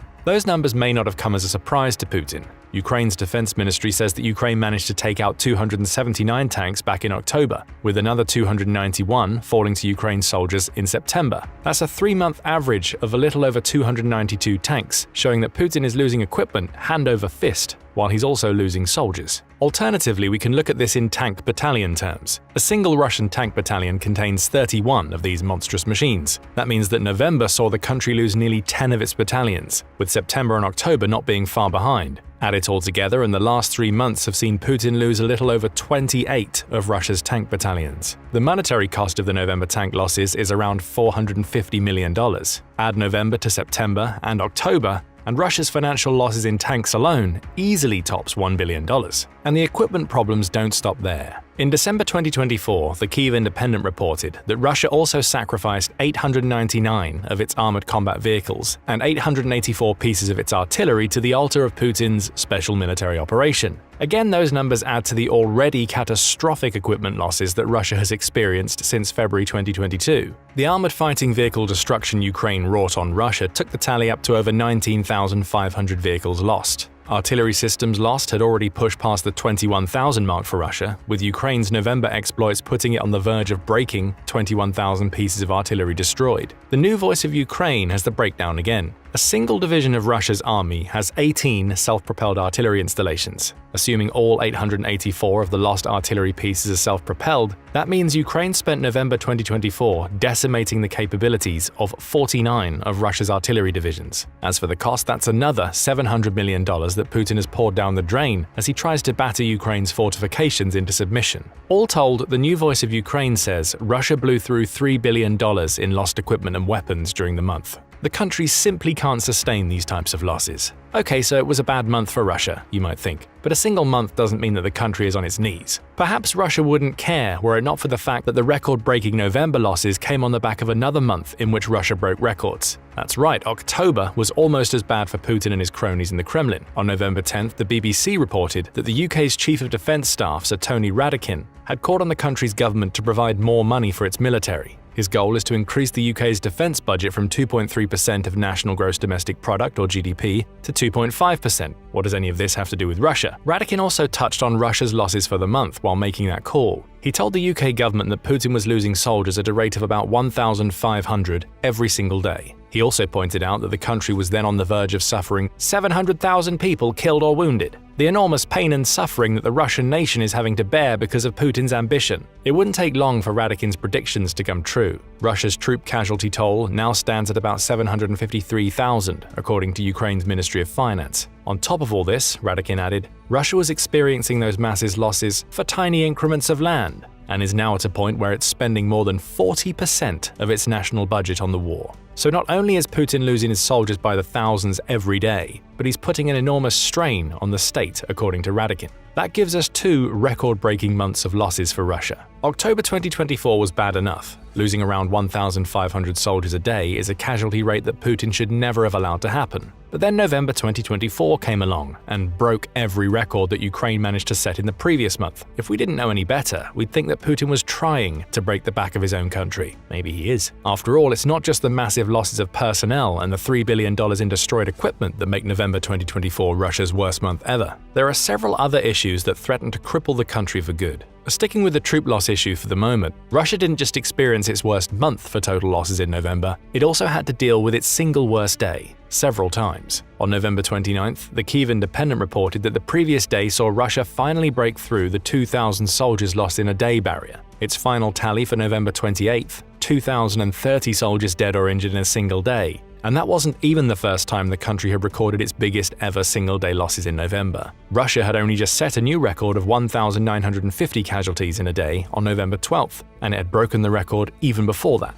On November 11th, Kyiv released figures claiming that Russia had lost 1,770 of its troops on November 10th, which broke the record of 1,740 lost in a single day on May 13th. So what does that mean for Putin? November 2024 saw him break his own record for sacrificing his soldiers 3 times in the space of 18 days. And these weren't tiny increases. The November 12th record shattered the one set on November 10th by over 200 soldiers. The new record set on November 28th is 80 soldiers higher than the one set on November 12th. Russia is being forced to sit back and watch as its death count spirals out of control. And November just went from bad to worse for Putin and his army. On November 18th, news emerged that President Joe Biden had given Ukraine the green light to start using America's long-range ATTACMS missiles in Russia. The United Kingdom followed suit by allowing Ukraine to use its Storm Shadow missiles to strike on Russian territory. Both decisions blindsided Putin. He'd hoped that his constant threats of retaliation for crossing this particular red line would have been enough to keep those missiles out of his country. They weren't.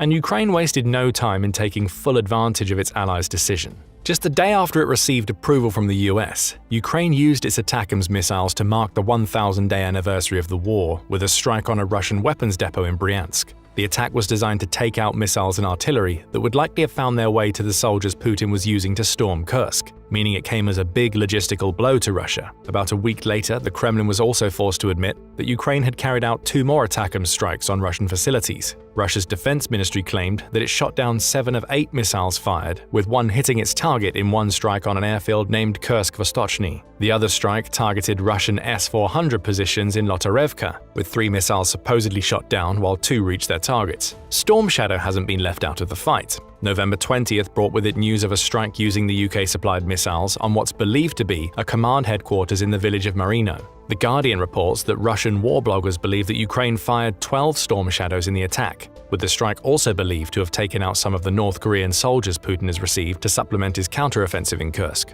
So not only does Russia have to deal with losing record numbers of soldiers in November, but it also has to worry about Ukraine now having access to weaponry that could cause even more losses in December. Could it get any worse for Putin? As it happens, yes, it could absolutely get worse for Russia. As all of this was happening, the ruble was also falling off an economic cliff. Toward the end of November, the ruble cratered against the US dollar. By November 27th, it had fallen to its lowest rate since the beginning of Putin's special military operation, hitting 110 rubles per dollar. That's a stark contrast to the exchange rate in the months before the war, when the ruble traded at between 75 and 80, and the ruble kept falling. By November 29th, it was at 114, marking a 36% decline from the rate of 84 rubles per dollar recorded in August 2024. A small recovery has taken the ruble back below the 110 mark at the time of creating this video, but the currency having such a terrible exchange rate couldn't have come at a worse time for Putin. Sky News reported that panic reigned in the Kremlin as Russia was forced to watch its currency devalue. Kommersant, which is a daily Russian newspaper, said that the news resembled a war report,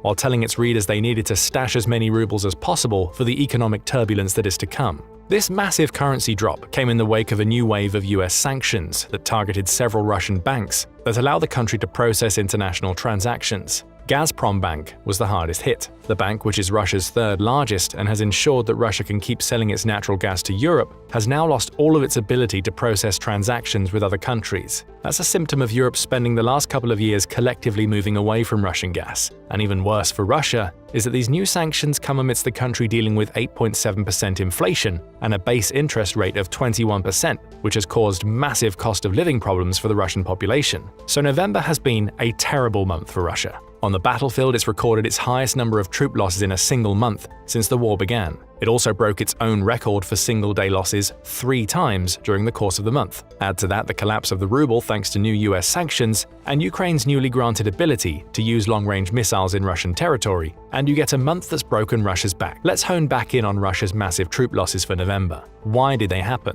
The answer likely lies in Russia making even bigger pushes against Ukraine throughout the month. We start with Kursk. In August 2024, Ukraine made the bold move of launching what ended up being a counter-invasion of Russia. Within 2 weeks of launching that invasion, Ukraine controlled 93 villages and around 450 square miles of Russian territory. The move was hailed as brilliant, albeit a big gamble, at the time because taking parts of Kursk would give Ukraine more leverage in any future peace negotiations with Russia. Putin wasn't happy. The Kursk invasion humiliated him and shattered his carefully crafted image as a political strongman who could protect his people. He needed to take the territory back, and he spent much of November 2024 trying to do just that.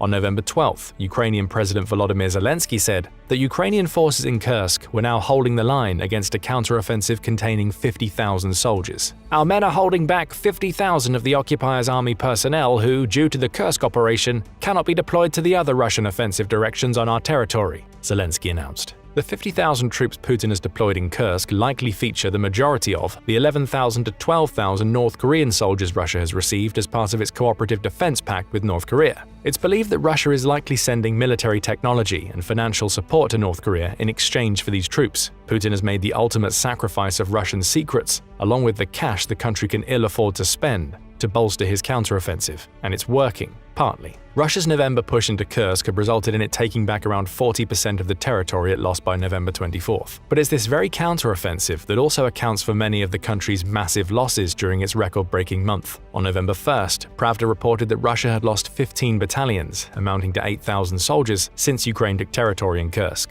By November 6th, amidst the launch of Putin's counteroffensive, that number had exceeded 20,000 troops, along with 1,101 units of weaponry and military equipment, according to Ukraine's Commander-in-Chief of the Armed Forces, Alexander Syrsky. More losses followed, with Russia also seeing 17 pieces of military equipment destroyed due to mine explosions during an attempted assault in mid-November. Add Ukraine's ATACMS and Storm Shadow strikes in and around Kursk, along with its defense of the territory it's captured against Putin's counteroffensive, and you have a recipe for massive troop losses on the Russian side. And then there's another big ingredient we can add to that recipe. In addition to the Kursk counteroffensive, Russia has been pushing to take more territory in eastern Ukraine. It's been succeeding, in a sense. On November 30th, the New York Times reported that Russian soldiers had managed to take at least 10 villages in the latter third of the month, and were starting to close in on the last two strongholds Ukraine has in Donetsk. If those strongholds, Velkaya Novosilka and Kurakova, fall, that would allow Russia to take out the smaller pockets of Ukrainian troops that remain, to ultimately take control over Donetsk. But that push has come at a massive cost. According to Operation Strategic Group Khortytsia, which is a unit of the ground forces Ukraine is stationed to the east,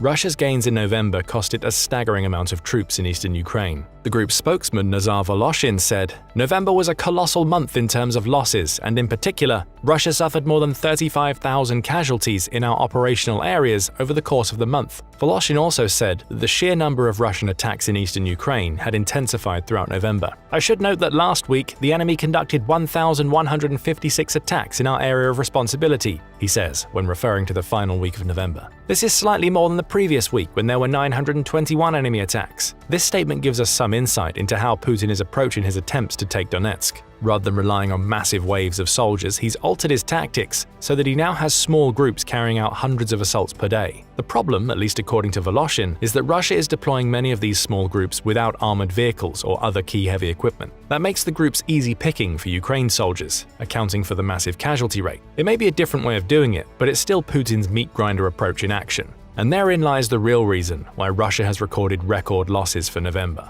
It's now fighting the Ukraine war on two fronts, but Putin and his cronies still can't change their strategic approach. They're just throwing more and more soldiers at Ukrainian fortifications in the hope that they will eventually overwhelm the positions. The approach is working, slowly, but it's working at the cost of between 1,500 and 2,000 soldiers per day. So we come to the final question we'll ask in this video. What do these record-breaking numbers of troop losses mean for Putin? For one, Russia is starting to get desperate for a peace deal soon because it's running out of soldiers. That's according to The Conversation, which reveals that Russia is struggling to recruit the soldiers it needs to replenish its massive losses in Kursk and eastern Ukraine. That assertion is backed up by the fact that Putin has happily welcomed over 10,000 North Korean soldiers into his country to fight in Kursk. That's not something he would need to do if he was able to recruit enough soldiers to handle the problem himself, because taking those soldiers means he's now indebted to North Korean President Kim Jong-un. Russia doesn't want to be in this position. Its closest ally in the war is the only nation that is more of a global pariah than Russia. There's also the more tangible recruitment problems Russia faces. The BBC reports that NATO and Western military officials believe that Putin is managing to recruit around 20,000 new soldiers to Russia's military every month. Think about what that means in the context of November's record-breaking losses. Russia is only recruiting less than half the soldiers it needs to account for the losses as massive as the 45,720 experienced in November. Even more worrying for Russia is that these 20,000 per month are predominantly brand new soldiers. Some may be mercenaries and others with experience in combat, but most are wet behind the ears and likely to be sent to the front lines within weeks of recruitment, where they'll offer little more than being cannon fodder for Ukraine's guns. Putin is trying to get around this problem. At the beginning of November, Russia changed how it delivered draft notices. Rather than sending them via mail, the military now delivers them online. As soon as the notice arrives in an inbox, whoever receives it is immediately barred from leaving Russia, else they'll face stiff penalties, including jail sentences. No man in Russia is safe from this approach, assuming that the state has their records. Paying tax, renewing a driver's license, and anything else that requires interaction with state services is enough for the unfortunate individual to put themselves in line for Putin's draft. The tactics aren't going to work. Putin has already broken Russia's back when it comes to manpower. He's using these types of sneaky tactics to get more recruits because he's terrified of the public backlash he'll face if he creates a new round of mobilization. The simple fact is that Russia is running out of people to send to the front lines at a time when it's losing more soldiers than ever before. November 2024 may have been the month when Russia made substantial gains in eastern Ukraine and managed to retake 40% of its lost territory in Kursk. However, it's also the month where it broke records for the number of its soldiers lost or killed on the battlefield. When combined with the collapse of the ruble and Ukraine's newfound ability to launch long-range missiles at Russia, we may well be looking at the beginning of the end of Putin's ability to sustain his intense assaults on Ukrainian positions. But what do you think about Russia's November 2024 losses? Will Putin be able to replenish his ailing military with more people and equipment? Or is Russia's leader just waiting for President-elect Donald Trump to introduce his peace plan so he can exit his special military operation while claiming some semblance of a victory?